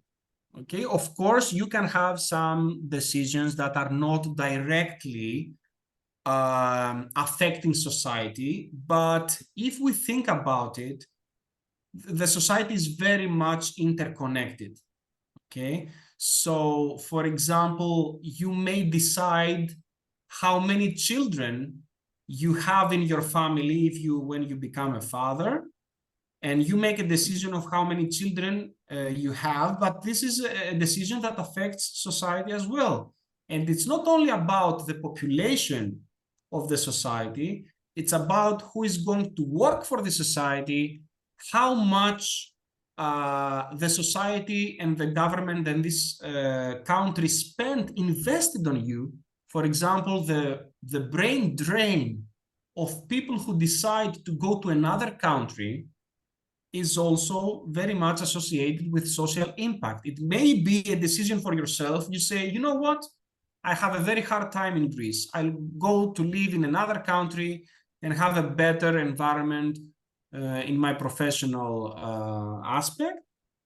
But you have a big investment in you. The schools, the hospitals, and the services that were spent to for you to grow up and get all these tools and skills was invested in you. So even the most personal decisions, quite often, they have a social implication. If you decide to spend less water when you wash your dishes, it could be affecting the water reserves, okay?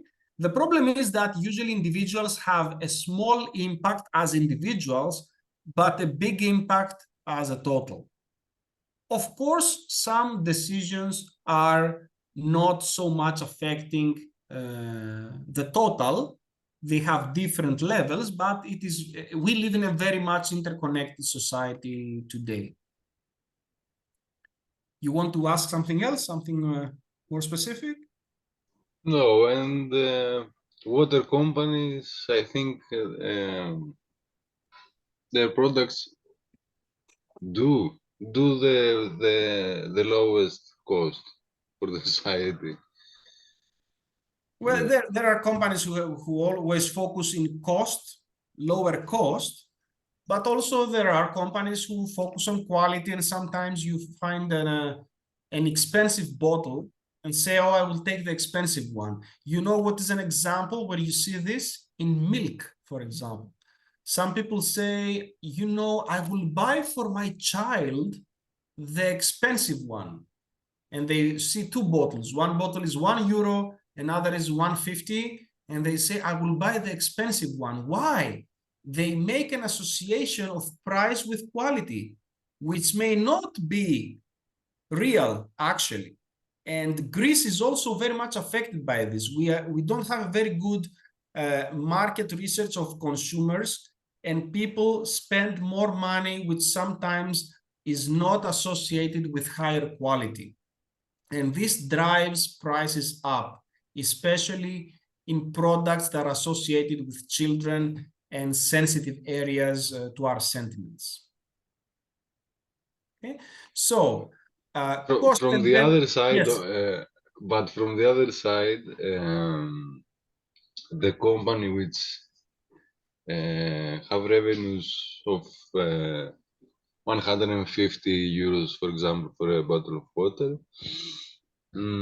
they have more, how can I say,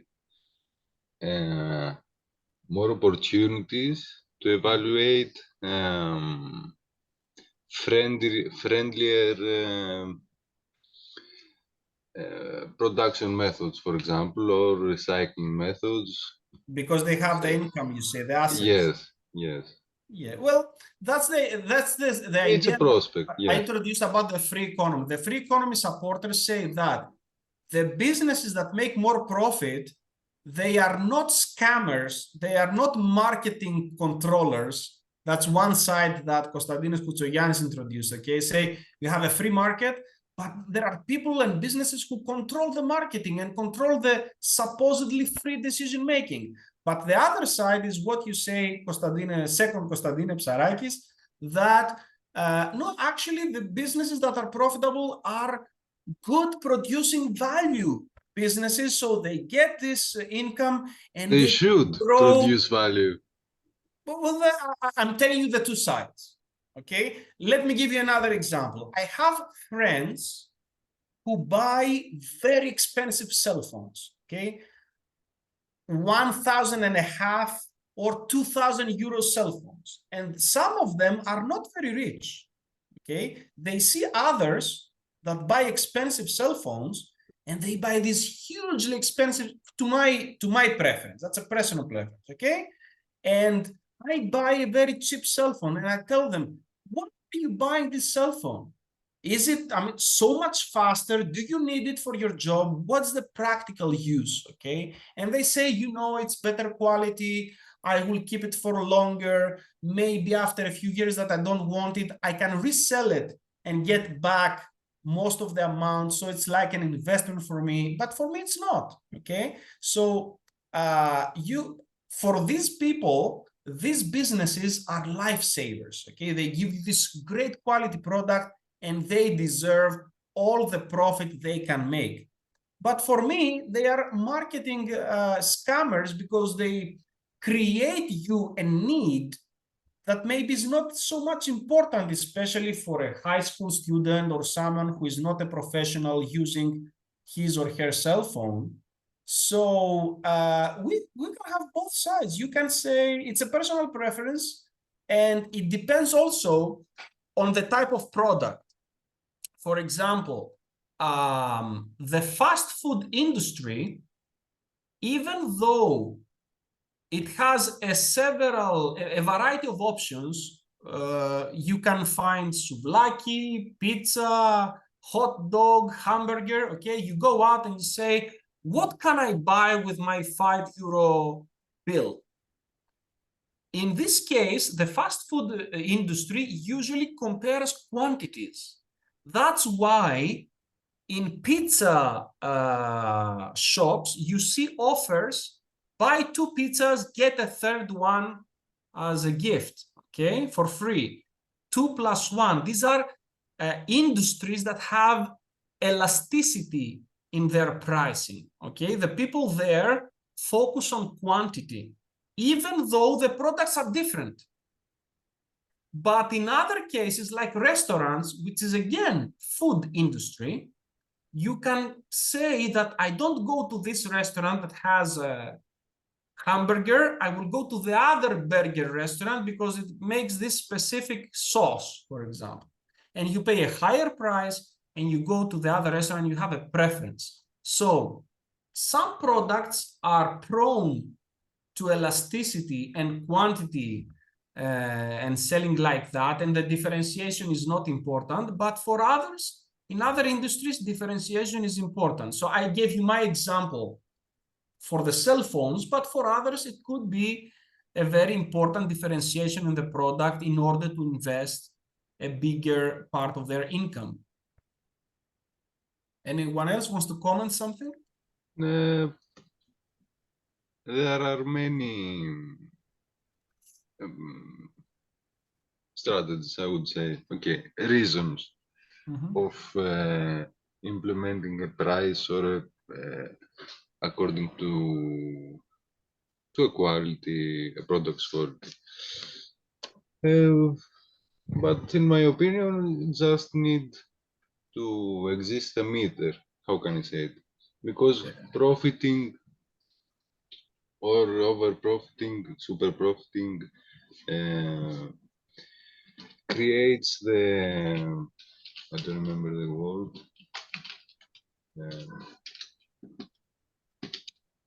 You speak about the golden rule, yes, right? Golden inflation. ratio, to have a balance, Yes. right? Yeah. That's bad, yes. Right. Well, I'm just giving you the examples. Of course, that's the best thing to do.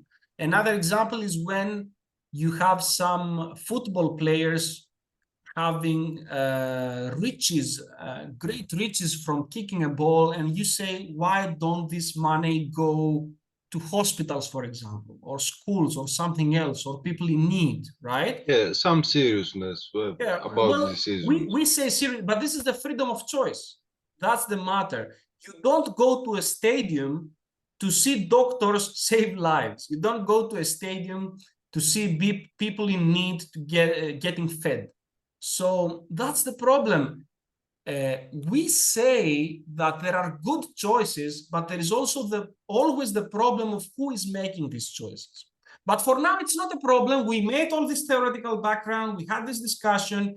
For cost-benefit analysis, you have levels. One level is the private analysis, which can come from the market evaluation, how much the market evaluates some prices or some products. You have the fiscal analysis of the government, how much the government supports or cancels some products and alternatives. And then the economic analysis is about all the externalities of the society, the environment, and future generations if you can. So here I have more details if you want about how to calculate the compound interest. It's like having an investment in a bank. You have your initial investment, you get your percentage profitability for 1 year, you add it to your initial investment, and then if you have an interest for many years, a return, you compound it with the power raised to the years. So if you have a 12% for 2 years, it's 1.12 square the extra return that you have to multiply in your initial investment. And this way, we can calculate net present values of different projects only from the financial aspect, okay? That's just purely the calculation. And of course, there is software that can give you options for this. You can even find simple Excel files that they have the calculations inside, and you can put your initial investment, your incomes and costs for every year, and your interest rate of profitability, and you can have these calculations, or you can create it and have calculations on this. Now, another very interesting part of project investment is the project separability. Okay, a business or an agent has assets, has some income. You have, let's say, a budget of 12 million euros, and you want to invest it. Okay, the thing is that you are not going necessarily to find projects of 12 million total cost. You may find projects of 6 million, of 10 million, of 2 million, okay? So your budget is different than the options. Are you going to do what? Pick one project? Pick several projects? Can you repeat some of them? For example, if you have a project investment in a hotel, and you have a budget for 2 hotels, are you going to build a second one? If you build a second one, is it going to have the same profitability? This is like growing in scale, the economies of scale, like Starbucks, for example. Starbucks started with 1 shop. They had an expected profitability. What if they grow? They build a second shop and the third shop. Is the profitability going to be the same for every extra shop? Would it be better to invest in a big unit that supports many shops in areas? So budget comparing to investment projects are not always in the same area, and you have to make adjustments. For example, here in very simple examples, you have project A, B, C, 3 alternatives. The first project has a cost of 6 million, a benefit of 18, no time discount here. Let's say that we have calculated, and in net present value today, the net profit is 12 million euros. Then you have project B, cost of 10, benefit 33, net present value 23. Project C, cost 2, benefit 5, net present value of 3 million. If you had a budget of 12 million, what would you choose?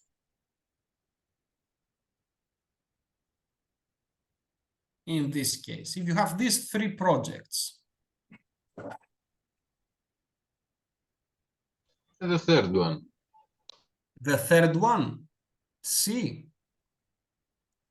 The third one has a profit of only 3 million. The second one has 23. Why choose only the third one? In case You that see now the opportunity cost. It's about alternatives, right? Oh, there would I be. Oh, sorry. no, we do have an evaluation of each project of the NPV performance. That's the valuation. You have it in this table. It's ready for you. It's calculated. A software gave it to you. Kostadine Koutsogyanni, what do you suggest? Well, I mean, present value 23, which is also the higher value from every other project. So there is no reason to pick anything other than B, no? Okay, that's the first thought that we should make, that net present value is like a profit. Okay, so you want more of it. So 23 is the biggest profit. Let's wait. choose. No, Yeah. you can get 6 project C's and make 30 million instead. Okay, so 6, if you can repeat them, right? That's one question Yes. now to say. It is repeatable. If you repeat it, is it going to have the same profitability? So that's one thing to explore. But Ratios, okay, but yeah, if you do it, yes, you can repeat it and have 6 times 3, so 18. 18 it would be, so it would be less than B again. Oh, right. Right? Sorry, I was. So Yeah, I 3 was times 6 would multiplying be by 18. yeah. This me, I better. heard that we have only 5 million to 12 invest. is, here's the budget. Sorry, Okay? my fault. So what else you can do is combinations. So Radu, please. Yes, I would go for either 2 of project A with a profit of 24 million, or B and C with a profit of 26 million. Okay, these are the combinations. If you can repeat A 2 times, you go to 24, which is bigger than 23. So 2 times A is better than B. But B and C fits in the budget. So if you make them together, and if these are not, you don't have to repeat them, you go to 26. So you see how, even when we have the valuation of projects, we have more to think about. And I would suggest that one of the biggest approaches, the most important to do when you have your budget and the evaluations, clear evaluations, monetary, financial evaluations, is to make clear of what is your final goal and what the combinations are. And when you make these combinations, many issues arise. For example, if you repeat a project, usually you have economies of scale. So I speak with people here in the area where I live, people who are making big investments in big hotels. They have a first hotel, they have a second hotel, and they say the future is for big units. Why? Because the big units can have one common sewage and exploitation of the sewage of the hotels, ecological cleaning, as they say, of the remnants. They have common use of investments like in solar power, in clean energy. So you have economies of scale when you grow, but also you have a problem of reaching a bigger market. Okay, if you have like 5 hotels, are they all going to be full? Are they all going to be full with rich visitors, or you need cheaper rooms for average prices? What is going to be the future market valuation of visitors, of tourists that you're going to have? Okay, so you need to think of the scale when you repeat a project, or when you combine projects. For example, if you have a project like a hotel and also a second project that is a factory, you cannot have a factory close to a hotel. Okay, so these have negative externalities between them. So some projects go well together, they grow in scale. Other projects cannot be repeated, or they have negative externalities. Radu, please, your question. Yeah, I wanted to say that when you repeat the project, you also automatically control more of the market, which is a good point for you. And then I also wanted to say that about the hotel example, when they build bigger units and more hotels of the same under the same ownership, then you share in the costs, and then your costs are obviously lower. And yeah, and then if you repeat, these are things to with people that I speak now with, hotel owners and investors right now in the tourism industry, this is what they think. But in general about innovation, it's not only about the hospitality industry, which is very correct what you say, Radu, because we speak of innovation today. This happens in many innovations that can be scaled like this. Artificial intelligence is a technology that scales easily. All these technologies that are based in software, they can be scaled very easily. But even in hardware, we can have economies of scale. For example, there is a village in Crete that has the first robot waiter in their shop. It is a small village, but it has English-speaking visitors. The robot is cheap, imported from another country. It speaks English. So you would say robotics is a technology of the future. We're going to see it in the United States military. No, you see it today in a small village of Crete because the technology was scaled. You have cheap robots or second-hand use, and they send it to the other side of the world, and you have it, a cheap technology that is used right now. And it is taking the place of a human waiter, right? But the problem at this moment was that there were no waiters in the area. So even though some people say that this technology is coming to take job positions from others, actually, it could also be thought of supporting the need of workers where you don't have, and take the places of manual labor, which is more tiresome, so that it leaves more space for you to do intellectual job. And this is the same thing with every technology. If you think of the washing machine, okay, that washes our clothes, what it is, this is labor. Instead of cleaning the clothes yourself, you have an invention that does this cheaper than if you did this by hand, and faster. Okay, so that's how innovation comes as an investment choice, and it can change things. Now, for cost benefit analysis, another way to approach it is to make the benefit to cost ratio, or the net present value to cost ratio, as a ratio of your investment. Okay, so you make a percentage. So if you have a percentage, you can put in a hierarchy the more profitable projects. So you don't look for the total profit, you look for the profitability per euro invested. That's why in the previous table, you thought of project C. Psaraki said to repeat project C or something like that, or so yes, I don't remember, because you thought of a profitability per euro invested. This way, if you have several options, you don't think of all of them, you hierarchy, you prioritize the more profitable per investment. And this is what we do also in everyday choices. We have millions of options of what to eat, where to go, but we only think of the top ones, right? If you know that you don't like fish, you don't think of all the fish restaurants when you go out to eat. You just think of the meat restaurants. You exclude, okay? And this is one way that we think of the cost of decision making. There is a cost in decision making, and as the market provides more and more options, people want to reduce this cost of decision making. So here I show all the options before, and you can check the combinations, but you got the idea.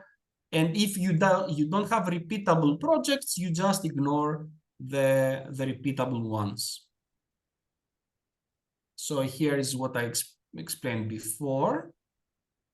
What if you have unlimited budget, let's say, or the budget is bigger than the options? If you don't have a problem of budget, you don't go to the bigger ratio, you go to the bigger profit, okay? Let's say you have two investment options, okay? One option is to invest 10 million euros in a project that will give you a profit or a total return of 20, okay? So profit is extra 10, okay? So investment of 10 that returns 20. So 100% profitability in this investment. Or you have another project that you invest 20 and get a total of, let me get, of 32. Okay. Now, if we get the profitability per euro invested, the first project has 100% return. It's more profitable per euro. But if it is not repeated and you have enough budget to do the second one is more expensive. It has a lower rate of profitability, but it has a higher total profit. 12 million instead of 10. So the basic result to get here is that if you have a budget restriction, you go first for the most profitable ratio. If you don't have a budget restriction, you go for the biggest total profitability. And you can think of examples or check these ones. Now, for future investments that are applied to the future, let's say that we have an investment.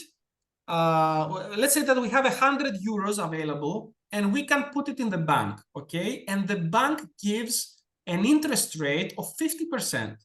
That's the rate here, 50%. How much money are you going to have next year if you put 100 euros in the bank today?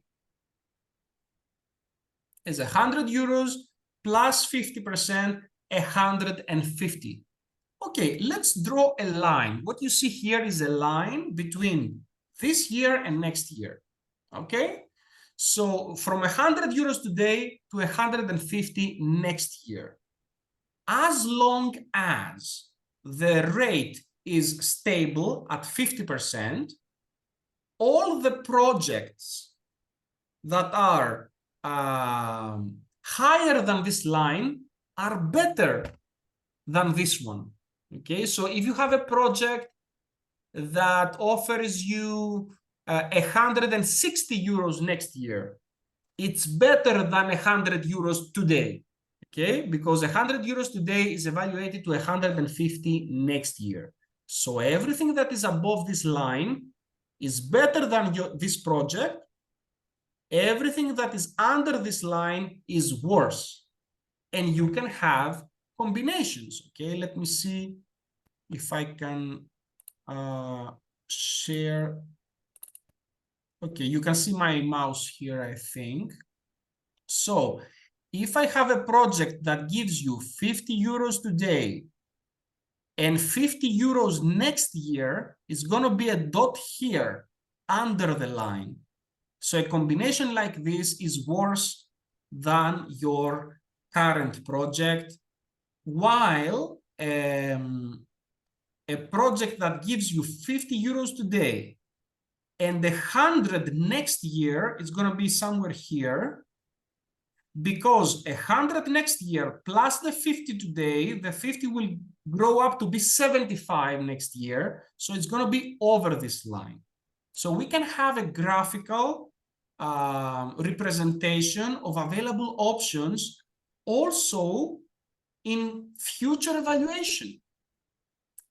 But you need to compare them to something. It can be a base project or the rate of the market as the interest rate provided by the banks. That's why there is a big discussion about the interest rates of governments and the Federal Reserve in the United States, because they affect the whole evaluation of investment projects.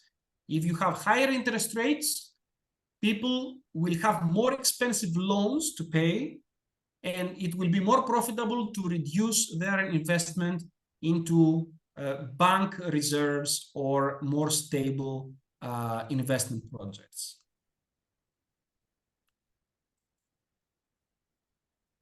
So,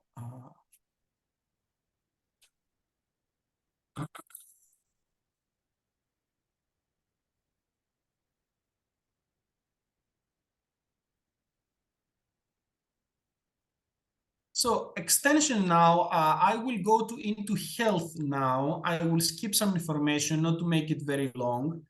I want to speak of health evaluation, some investment in innovation in health, like new vaccines, new treatments of old age, of Alzheimer's, of problems of old age, of elderly well-being.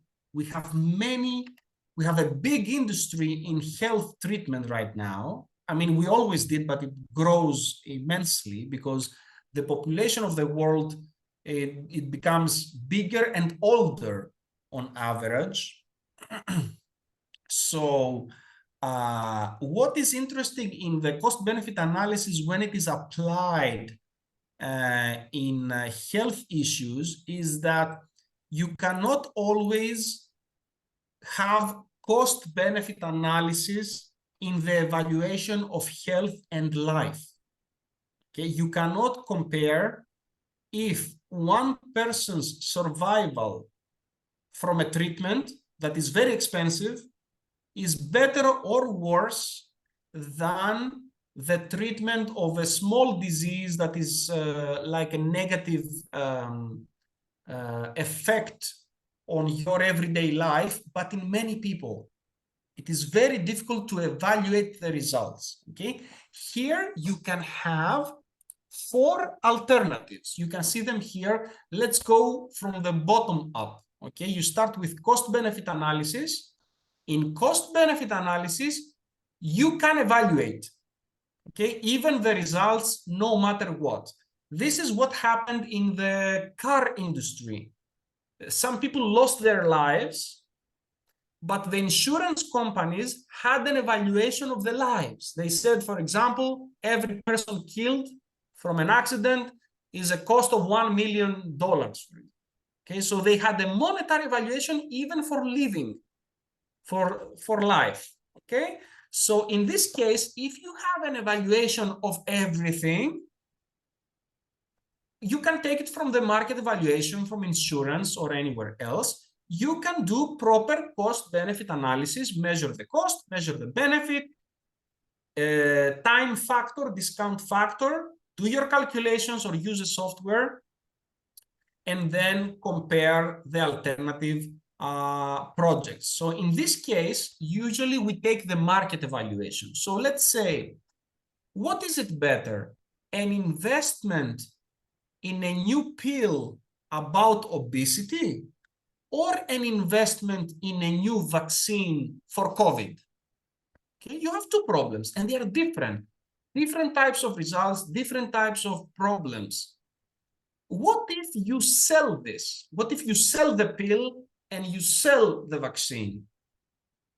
What would be the price and how many people would buy it? This is the market evaluation. Even if you cannot compare the two results, the market compares it for you.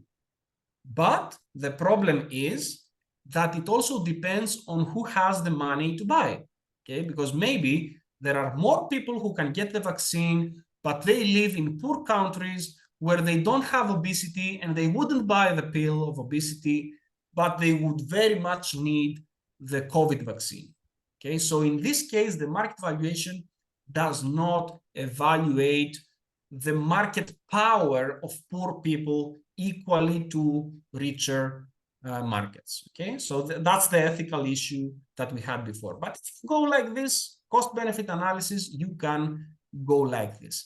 Let's go a step up to cost-utility analysis. Now, you don't make a market comparison, you make a comparison of generic health outcomes. For example, you compare obesity to COVID as in long-term effect in health quality. The problems are not the same, but if you make an indicator and say obesity makes you live less years and makes you less productive in your work and less supportive in your family and the society, so you make an indicator for this, and then you calculate this indicator for the COVID problems, how many people lose their lives or they have long COVID and they are not productive, and you calculate the indicators and you have a comparison that is not one per one, but it is an indicator, like a general health indicator. So in this way, you don't care for the market evaluation, but you have an indicator of how much benefit you have in a draft comparison between these two treatments. So you compare these projects. The step up is cost effectiveness. Cost effectiveness is when you have similar problems. So you compare disease-specific health outcomes. So you focus only on obesity, for example, and you say, should I have this treatment, the pill, or have specialized personnel that works with people? It's more expensive, but more effective. So you compare the effectiveness and the cost for the same disease, okay, but with different results. And if you go up, you don't even want to have this comparison. You go for cost minimization. You don't compare the results. You say, I need this treatment, and I just compare who makes it cheaper for me. I don't calculate the benefit of cancer treatment. I don't say this person is going to be productive or useful or something, but we cannot leave these people without a treatment. Just tell me who can provide the treatment in the minimized cost available alternative that is possible. Okay, and with this approach, you can compare different projects, okay, in different settings. I will find a clip, maybe a final clip for today. Please tell me your comments, or I wouldn't like to make it much longer. Many indicators. Yeah, what indicators you say? Many indicators that we are able to create. Yeah, the indicator, And that's the use, problem yeah. now. That's the discussion from the beginning. You have, well, there are some indicators that are very common, okay? For health, there is this QALY, Q-A-L-Y, quality adjusted life years. So some indicators have been proven to be very, very helpful by scientists. For the environment, we have other indicators. You go to environmentalists and you find what is the best indicator to compare projects that affect the air quality or the water quality. How can you compare them? So you need an indicator there. It's not from you. You can build one if you are into academia or research, but usually you use or adjust an existing Prototypes, yes. Exactly. You find some. but you need to find in which level you are. Do you compare similar projects or in different areas? Yes, and at any case, these kind of indicators are just an equation. We are inputting the data, and we have an indicator to show us something that we may not be remember if we didn't quantify it. Well, the indicator is exactly for this. It's because we have the difficulty to evaluate things personally. You cannot say, oh, I make a project because it is good. Good for what? Some people say, oh, it's good. Good for what? You need to make a comparison with alternative projects, right? And base this comparison on a similar level of comparison. I wanted to find the clip, but I don't find it here. It's from a movie where a person is working for a big stock market company. And before that, he was an engineer. And at some point, he's losing his job. And another person comes and says, you have to return. There was an issue and some stuff. And he says, you know what? Before working in this stock market company, I was an engineer and I built a bridge once. So I built this bridge and people now had a shortcut, so they drove less. Driving less means that there was less effect on the environment from driving.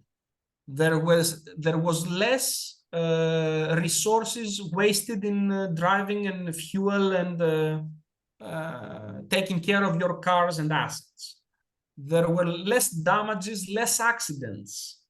And also there was less time spent driving. So if you have like 10,000 people every day crossing the bridge and saving 1 hour from their life is like saving 10,000 hours of life for people every day. And if you have this bridge for many years, you have years of life saved of all these people, okay? So he wanted to say that I'm working in the stock market company. What do I offer to the society? And the other guy says in the end, you know what? Some people prefer to take the long road, meaning that we always want to be ethical in projects, but the market valuation in the end, sometimes we don't know what it's going to be. Just like with the example with the football player and the doctor. So even though we have solutions and with innovation, we are going to have more and more ready solutions for cost-benefit analysis or other artificial intelligence evaluation tools. I strongly believe, and this is what research shows, that this will drive us to more and more discussion of what indicators we want for evaluation and what is the ethics behind supporting one project or the other. Because all the other practical calculative process is going to be rendered by software or artificial intelligence. So I have more information in this presentation, but I think that's enough for today. Please provide me with your comments or questions or anything else that we could help or interact for the end.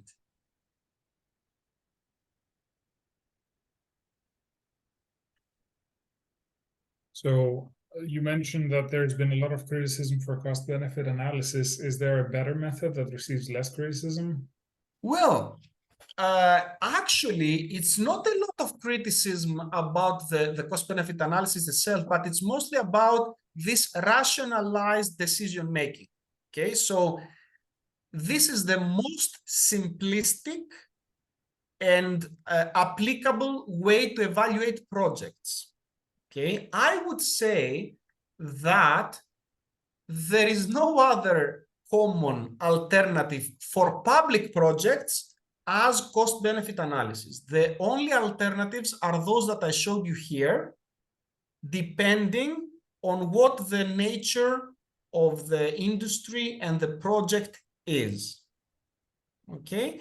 Now, other alternatives is to go with a more scientific approach into decision making. For example, you can speak of decision making in supporting your decisions with other sciences like psychology, environmentalists, and say, you know what, no matter what the people say here, this is what is going to be better for the society. For example, when the European Union says, I ban diesel cars, this was not a market evaluation. Okay, European Union did not ask people, do you want diesel cars? If you want them, you will have them. It was based on a scientific approach of people who said, you know what, if you continue like this, we're going to have a big problem with the environment. So based on an expertise approach, like the one that you were suggesting in the beginning, we need to guide and control the behavior of people, which has more responsibility, of course. But again, I would say that for policies like this, a cost-benefit analysis is always essential. If you don't do it like this, you will definitely do an appraisal of some costs and benefits. Even if you don't do the net present value thing, you will definitely have an appraisal of costs and benefits. And if you cannot evaluate the benefits because of the nature of the project, you go to an alternative, even if you know it or not, where you say, I want this benefit, I don't compare it, but I'm going to do it in the most cost-effective way I can find. So I would say it's a must, but we need to know the restrictions and how to properly apply it. So, from what I understand, a lot of the criticism is not only on the method itself, but on the criteria that are used, because basically it's a very logical approach and it's easy to understand, so not many people can argue with it, but you don't always use the right criteria. So it's a tool like any other, you can use it correctly or not, or however you like, who is the judge if it's correct. What are some criteria that we should prioritize in general when using this method? Okay, that's exactly, first of all, that's the truth. That's the main result, that it's more about the criteria that you include and the stakeholders. One thing that you need to be very careful is which stakeholders you include.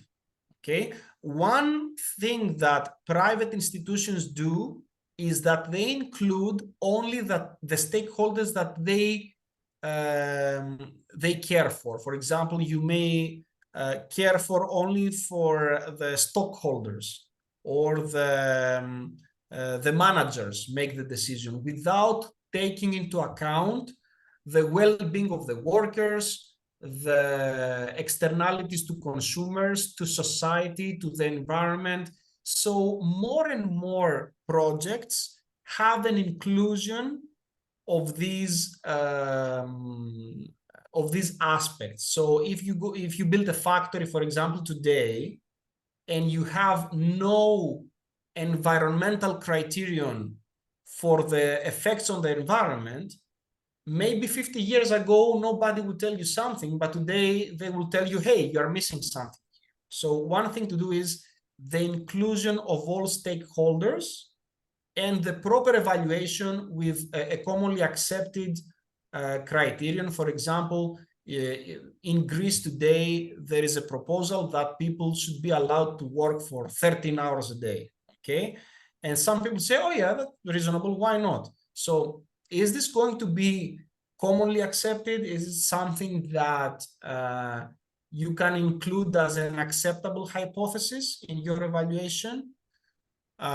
So inclusion of stakeholders, and who is the responsible agent. If it is a private business, of course, the private business wants profitability. If it is an NGO, profitability is again in terms of the results. You can say how many people I helped. Okay, So in this case, you have some criteria of comparing well-being, how many years, depending on what you are working on. But it's only for you. And the more you go to public or social projects, you need to include more and more stakeholders and also future stakeholders. So I would say inclusion and good research in the application of the criteria. You need to be updated on what are the more updated criteria. This is a problem for some types of innovation. For example, for artificial intelligence, this is an innovation that has usually a nature of a black box. Okay, so you apply a technology with artificial intelligence and you say, I don't know how it did that. It just took the information and provided this result. You have a problem there. You may be faster, more efficient, cheaper. Definitely, artificial intelligence will make businesses more efficient, but it will produce negative externalities of ethical nature. Definitely, we already see that. I have a stochastic opinion.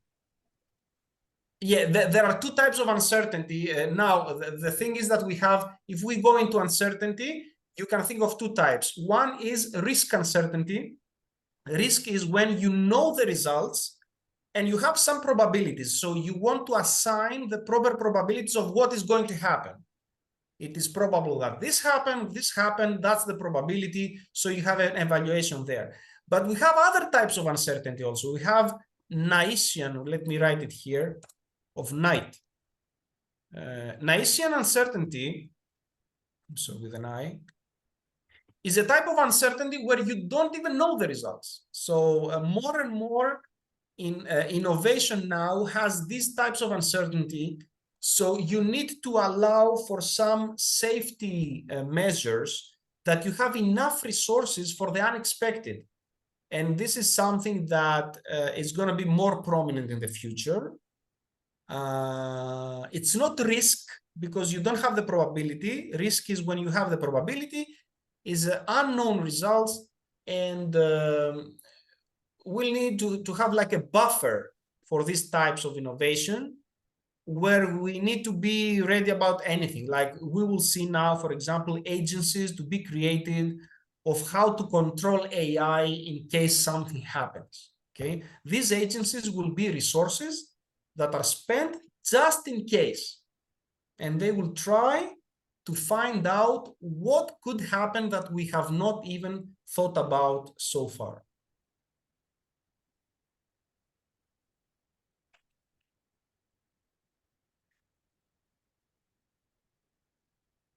Any other comments or questions?